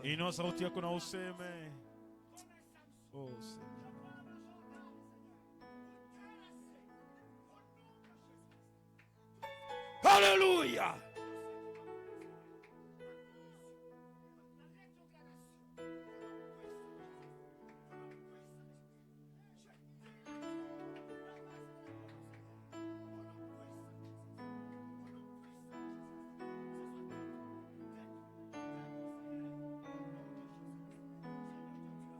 Alléluia.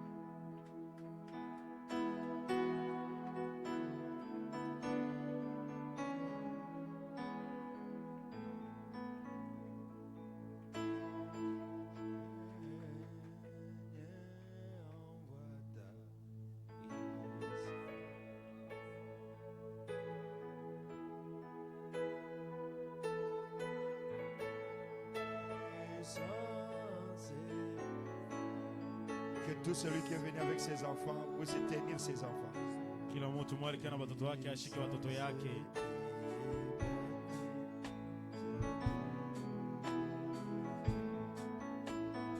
Oui, Seigneur.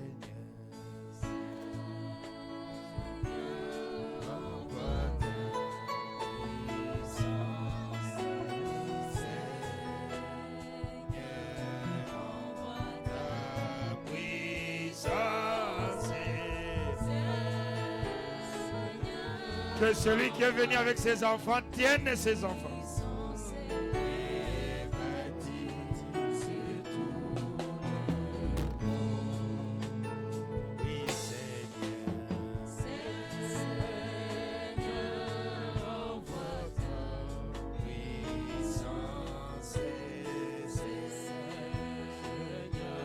Pense à ce que tu veux que tes enfants deviennent pendant que nous chantons ces cantiques. Et l'onction que je ressens ici, le Dieu de William Branham s'occupera de vos enfants. Pense à ce que tu veux qu'ils soient.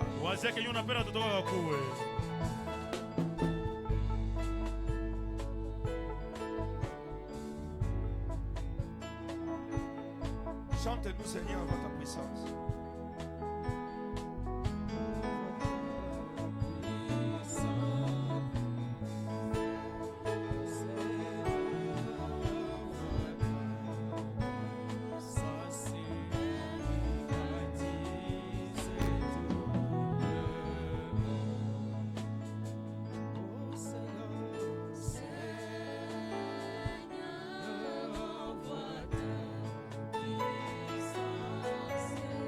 Ouvrez le micro de Neville.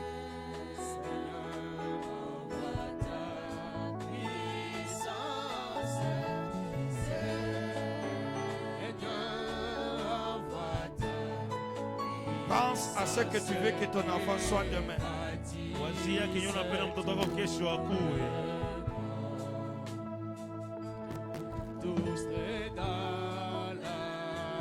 Alléluia.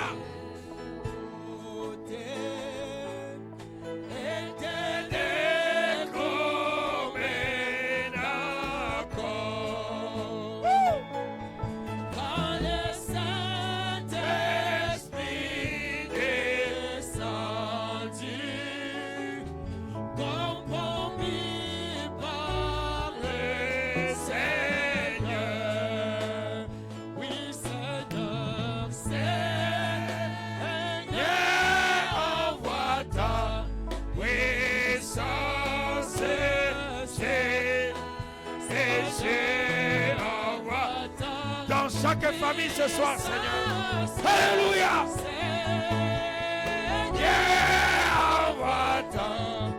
Dans ma famille, Père. Dans la famille de ma soeur.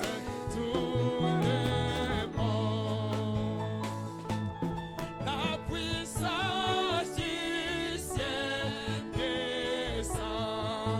Que ta pensée pour tes enfants soit une réalité. Que le Seigneur te donne ce que tu veux que tes enfants soient. Que le Seigneur te donne ce que tu veux que tes enfants soient.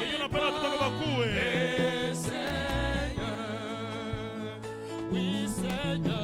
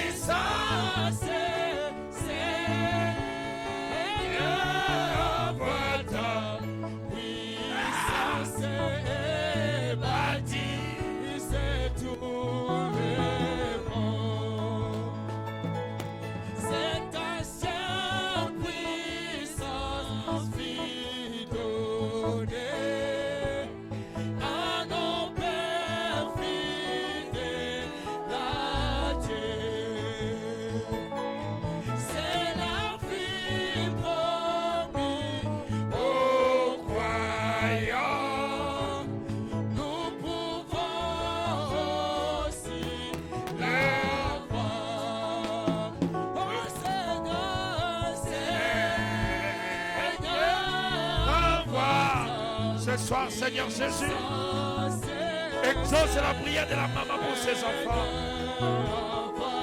Exauce la prière des papas pour les enfants. Exauce ma prière pour El Shaddai. Exauce ma prière pour chaque famille ce soir.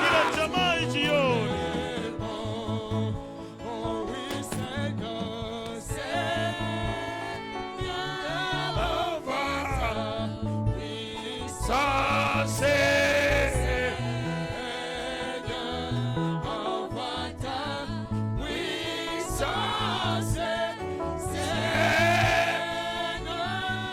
exauce la prière de papa pour les enfants, Seigneur. Exauce la prière d'El Shaddai, Seigneur. Exauce la prière de ce papa pour ses enfants. Exauce la prière de mon frère pour ses enfants. Exauce ma prière pour mes enfants. Exauce ma prière pour El Shaddai. Que ce soit des libérateurs. Que nos enfants soient des libérateurs. Que nos enfants soient des libérateurs. Que nos enfants soient des libérateurs. Que nos enfants soient des libérateurs. Au nom de Jésus. Au nom de Jésus. Au nom de Jésus. Au nom de Jésus. Que tes enfants soient des libérateurs. Que tes enfants soient des grands hommes. Que tes enfants soient des grands hommes. Toi qui as dit Amen, sois béni par ça. Que tes enfants soient des libérateurs. Que tes enfants soient des messies. Que tes enfants soient des sacrificateurs. Que tes enfants soient des grands hommes. Que tes enfants soient des grands hommes. Je dis bien des grands hommes. Au nom de Jésus. Au nom de Jésus. Que leurs pensées soient lavées. Que leur intelligence soit montée. Leur intelligence monte. Que tes enfants soient des élites. Qu'ils soient des élites. Qu'ils soient des élites. Qu'ils soient des grands hommes. Que tout ce qui ne marchait pas dans les enfants puisse marcher ce soir.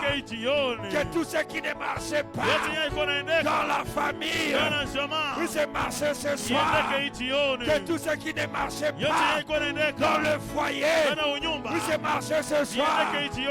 Que la préparation que tu as ratée pour ces enfants, la préparation que tu as manquée, ce soir, je te le restaure. Je te le restaure. Que tous les enfants qui sont nés dans de mauvaises conditions, au nom de Jésus-Christ, le nom qui ne connaît pas d'échec, au nom de Jésus-Christ, lui qui est l'alpha et l'oméga, au nom de Jésus-Christ, lui qui est le lion de la tribu de Juda, que tes enfants deviennent des Samson dans la force de cette tresse pour écraser les lions, ouvrir les portes des Philistins, brûler les champs de démons et être de glorieux puissants vainqueurs. Et que tout celui qui a dit Amen soit béni. Sois acclamé, Seigneur. Sois élevé, Père. Et tout celui qui a prié pour ses enfants, qu'il soit exaucé. Qu'il soit exaucé. Qu'il soit exaucé. Au nom de Jésus. Bénis les dîmes et les offrandes qui seront récoltées pour ta maison. Au nom de Jésus-Christ. Amen. Amen. Dites-moi un grand Amen. Acclamons le roi du ciel très fort. Je n'entends pas une grosse main d'acclamation pour Jésus-Christ.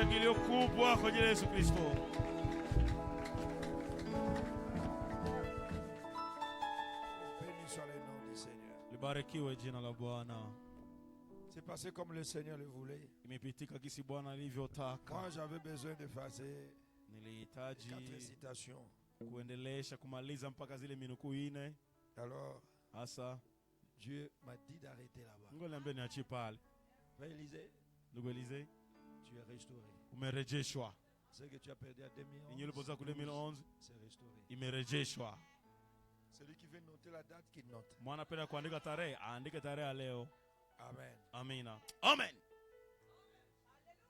Aujourd'hui, Leo c'est la restauration. ni kurejeshwa. Amen. Je regrette celui qui n'était pas là.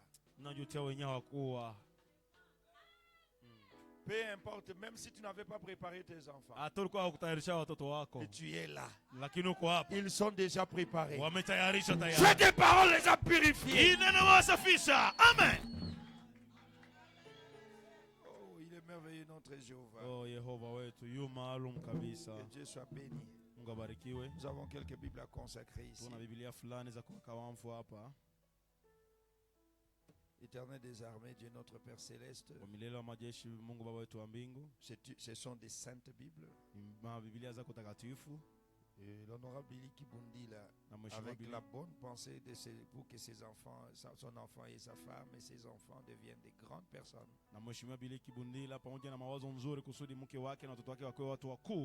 Il a préféré leur acheter la Bible. Jésus-Christ est sous forme imprimée. Le seul livre infaillible de l'histoire de l'humanité. Quand les enfants liront cela, qu'ils soient bénis, qu'ils soient éclairés, qu'ils deviennent des grands hommes. Au nom de Jésus. Amen. Amen. Béni soit le nom du Seigneur. On continue le boîtier d'offrande.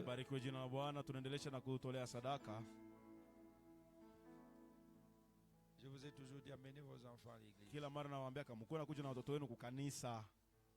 On ne sait jamais. Jésus a dit, laissez venir à moi les petits enfants. Car le royaume des cieux est à ceux qui le ressemblent. Que Dieu bénisse ceux qui ont pensé du bien pour leurs enfants. Amen. Acclamez pour vous-même. Amen. Béni soit le nom du Seigneur. Il est le grand roi, il est le grand Seigneur. N'oublie pas ce que tu as reçu ce soir. Peu importe ce qui était devant Samson. Il faisait ça. Et ça y est là. Alléluia. Alléluia. On va y arriver. Dans notre prédication. Delila. Pas cette fois-ci. Mara hiyo hapana. Je sens ma chevelure. Nahisi nywele yangu kuota. Wewe.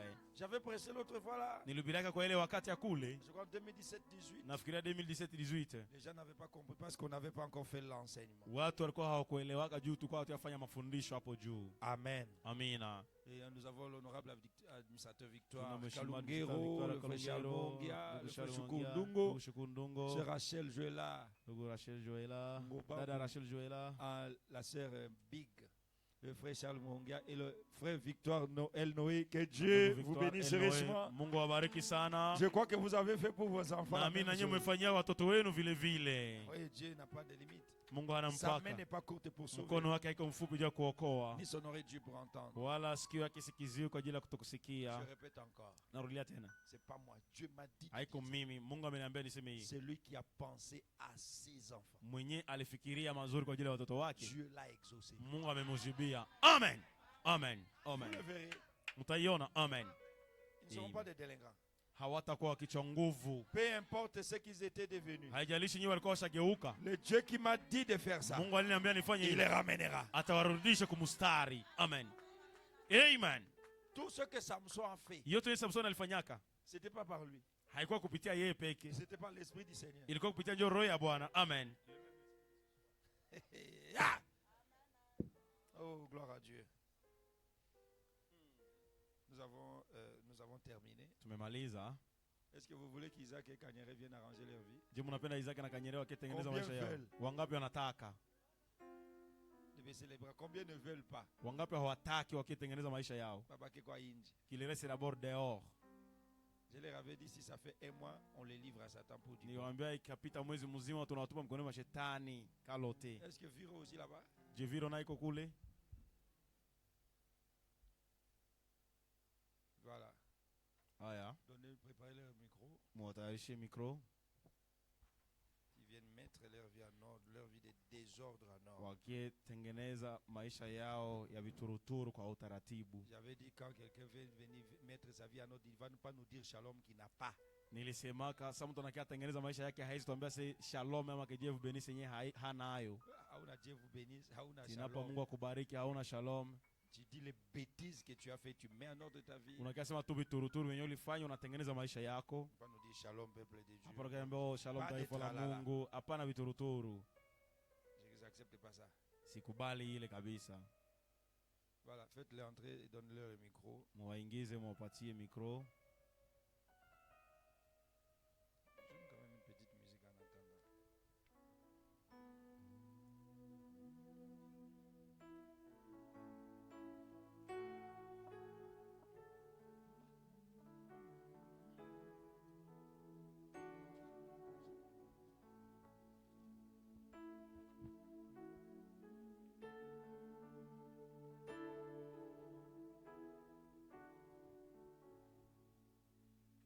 Oui, Église, nakuambia mbele yenu kuomba masamaha.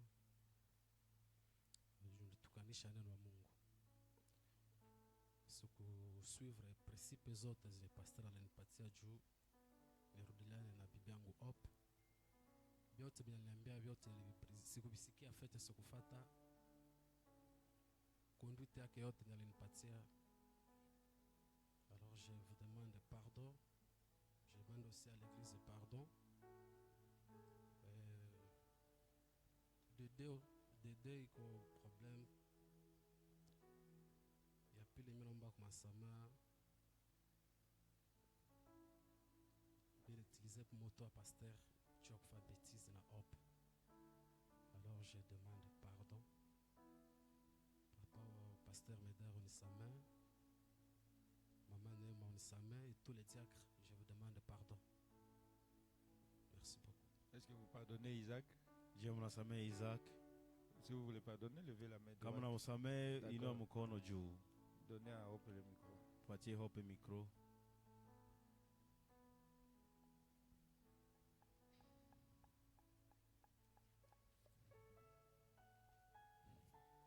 Nous n'avons pas beaucoup de temps à perdre. Hatuna wakati mingi kupoteza. Nakialomba pardon. Je aussi pour respecter ma principe zote za pasteur alipatiaka. Principe zote za papa alipatiaka hakuna hata mwenye nilirespectaka. Deuxième ya pili. Nakialomba papa pardon, hapa nisamehe. Niliacha bana kuchamba. Nakialomba na kanisa pardon, kunipitia mimi kanisa ilipata hai. Est-ce que vous pardonnez aussi Hope? Je mnasamehe vile vile Hope. J'ai besoin de vous poser une question. Donnez à Isaac le micro. Mimi nahitaji kuwauliza swali, patia Isaac micro. Avant que l'église puisse prier pour vous. Mbele kanisa ipate kuwaombea. Il y a quelqu'un qui t'a forcé à aller prendre Hope et l'a engrossée parce qu'elle est grosse. Je vous informe qu'elle est grosse de plus d'un mois. Kuko mwenye alikukazaka uende chukua Hope umebeshe mimba, juko tayari na mimba na waarifu kanisa gisi kuna mimba tayari ya zaidi ya mwezi moja. Il y a quelqu'un qui t'a forcé pour ça? Kuna mtu mwali kukazaka umuite mchukue? Non, pasteur. Donnez à Hope le micro. Patia Hope micro. Il y a quelqu'un qui t'a forcé d'accepter Isaac alors que vous étiez déjà séparés. Kuna mtu mwenye alikukazanisha ukubali Isaac wakati mlikuwa mmetengana. Parce que tu t'es fait sortir de la maison, mais on a dit rudisha. Ya koko mutu mwenye alikusukuma. Hapana. Si vous vous séparez, Kama tena mnatengana, si moi j'attends de bruit nikisikia tena mafujo et que je suis un homme de Dieu, na niko mtu wa Mungu, alors que la colère de Dieu tombe sur vous, basi hasira ya Mungu yaanguke juu yenu. kama nikisikia munagombana, Si j'apprends que vous vous battez, nikisikia munaachana tena, si j'apprends que vous vous séparez encore, alors sasa kasi asira ya Mungu ikuwe juu yenu, que la colère de Dieu tombe sur vous. parce que mulipenda kujiongoza. Vous vouliez vous conduire.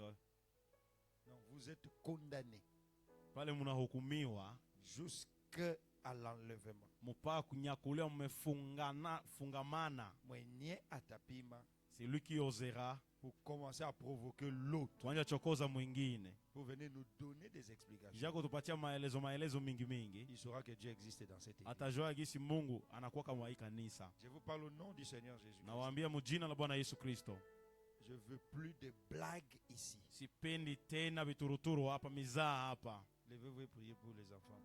Msimame na muombe watoto, Priez pour eux. muwaombee, Vous allez vous mettre à genoux. mtapiga magoti Que le peuple de Dieu prie pour vous. na taifa la Mungu liwaombee.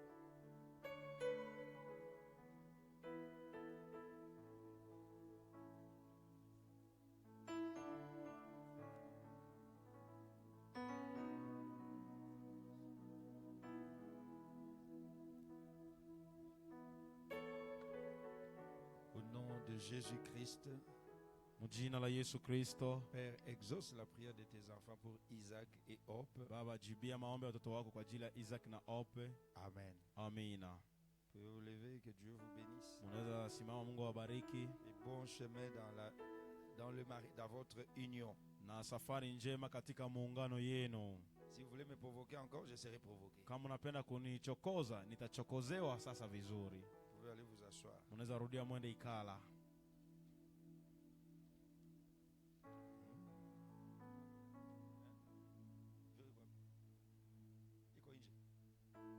Elle vient aussi arranger Akuye tengeneza vile pour avoir encouragé les bêtises de sa fille.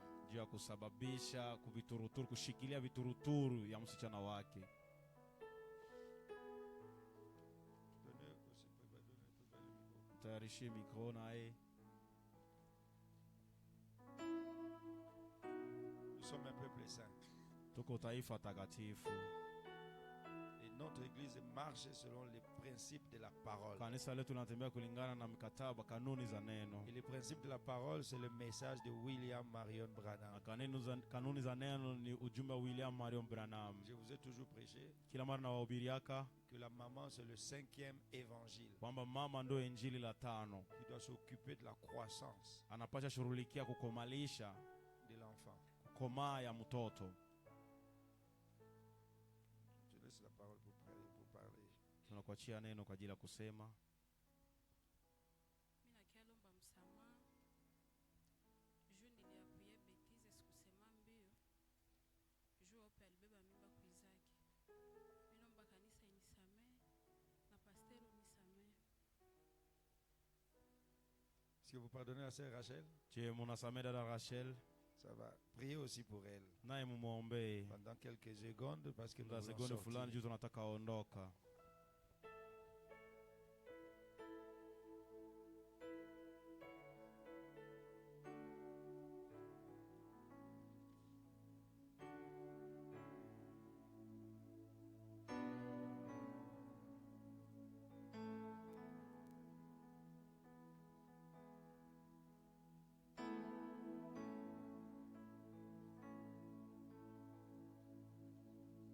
Au nom de Jésus-Christ, Mjina la Yesu Kristo, exauce la prière de tes enfants jibia pour maombi la ya sœur watoto wako Rachel kwa ajili ya dada Viro, Rachel Viro, qu'elle soit une très bonne mère. awe mama wa mzuri. Au nom de Jésus, Amen. Jina la Yesu, amina. Vous pouvez retourner à votre place. Nazarudia kwa nafasi. Nous ne supporterons plus jamais les désordres ici. Hautavumilia tena hapa kamwe vituruturu. La Bible dit, Biblia je na- suis saint, Biblia inasema niko mtakatifu, soyez aussi saints. nyinyi vile vile mwe watakatifu.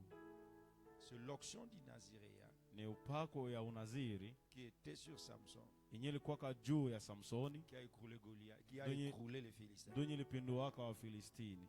Si nous chassons cet esprit de sainteté, Tukifukuza ile roho ya utakaso, le diable va nous piétiner. shetani atatukanyaga. Et ce que nous, on devait vaincre hier, Na enye sisi tungelishinda jana, va nous vaincre. litatushinda sasa ndio sisi. Je promets à Dieu, niliahidia Mungu on ne permettra pas Satan même un seul instant. sitaruhusu hata shetani hata muda kitambo À partir de cette année ici, kuanzia hii mwaka même un seul instant, hata sekondi moja de pénétrer notre église. apenyeze kanisa letu. Ça ne se fera plus. Haitafanyika tena. Je dis bien plus jamais. Nasema tena kamwe. Nous avons, qui a besoin de bénédiction de Dieu? Nani anahitaji baraka za Mungu hapa? C'est nous tous. Ni sisi sote. Alors gardons la parole. Sasa tulinde neno Et le basi, Dieu de la parole na Mungu wa ile neno va nous bénir. hata tubariki. Amen. Amina. Moi, je ne suis pas contre quelqu'un. Mimi siko zidi ya mtu, sichukie mtu. J'aime beaucoup les croyants. Mimi napenda sana waamini, Mais quand vous écoutez, lakini wakati unanisikia, quand vous commencez à vous prendre plus sage, wakati unajikamata mtu wa hekima sana, alors je laisserai les sages des sages vous juger. pale ndaacha basi mtu wa hekima akuhukumu mwenyewe. Je cautionnerai jamais l'adultère ici. Kamwe mimi sitafanyaka njia, sitashikiliaka kamwe uzinifu wa kanisa. Vous êtes fiancés, Unachumbiana na mke wako na mchumba wako, vous tombez, kisha mnaanguka, ce mariage ne sera plus béni. ile ndoa haitabarikiwaka tena. Et peut-être vous ne me verrez jamais chez vous Labda mtu anaenda hata na kwenu nyumbani pour vous montrer que je ne suis pas content. kuonesha kwamba sikufurahi, À moins que le Seigneur ne me le dise. isipokuwa tu Mungu ndo aniambie. J'aime la sainteté. Napendaka utakaso. Oui, le pasteur Médard est trop large. Ndiyo mchungaji Medari anavumiliaka sana, Au point que certains diacres disent, pasteur, tu exagères avec ta largesse. kiwango shemashi fulani wanasemaka, mchungaji umepindukia sana na hiyo roho kubwa ya kuvumilia. Mais quand ça déborde, Lakini sina napindukia basi on casse. navunja. Voilà. Haya, Nous sommes arrivés à la fin. tumefika kwa mwisho. Vous êtes naziréens. Wewe ni munaziri. Amen. Que cette onction qui a fait vaincre Samson Hiyo upako ambayo ilifanya Samsoni ashinde puisse vous accompagner. ile kushindikize. Amen. Ne craignez pas les sorciers. Usiogope wachawi. Hein? Quand Samson voyait 1000 Philistins, Sasa Samsoni alikuwa na Wafilistini 1000. il a fait seulement ça. Alikuwa anafanya tu hivi. Non, ça y est là. Iko. Tu as jeûné, Ulifunga chakula, tu as prié. uliomba, Tu sais que tu as mis ta vie en ordre. ulitaratimisha maisha yako. Peu importe celui qui est devant toi. Haijalishi yote meko mbele yako. Affronte-les. Pambana Il naye, va tomber. ataanguka. On va se Amen. lever, prier Tasimama tuombe. pour sortir. Kwa ajili Seigneur, ya nous kuondoka. t'acclamons, nous te Bwana, bénissons. tunakushangilia, tunakubariki Au nom de Jésus-Christ. kwa jina la Yesu Kristo. Merci pour ta présence ce Asante soir. kwa ajili ya uwepo wako hii jioni, Dans le nom de Jésus. ndani ya jina la Yesu. Et c'est là pour ta gloire. Na hiyo kwa utukufu Loin de lako, nous les accidents et bali les nasi incidents maajali na malheureux. balaa mbaya, Au nom de Jésus-Christ. kwa jina la Yesu Kristo. Amen. Amina. Allons dans la paix du Seigneur Tuende kwa Jésus-Christ. salama ya Bwana Yesu Kristo. Shalom. Shalom. J'ai entendu les cris de jubilé. J'ai décidé de tout abandonner et libéré des tourments du péché. Je ne prie rien d'autre que ses soucis. Alléluia, mon seul souci, Seigneur, mon souci, c'est d'être comme Jésus. Mon souci, Seigneur, mon seul souci. Ce vendredi, il y a jeûne et prière. Chacun chez lui à la maison. Bwana kufunga chakula na maombi kila mtu kwake nyumbani. Tu peux venir à l'église, c'est pas un problème. Kama unapenda kwenye kanisa unaweza kuja, ina shida. Ce qui m'était quelqu'un, j'ai préféré le chemin du mépris. Oui, tout en sachant que si je perdais tout, j'aurais acquis la vie qui vient. Oh, mon souci, Seigneur, mon seul souci, Seigneur, mon souci, c'est d'être comme Jésus. Oh, mon souci, mon seul souci, Seigneur, mon souci.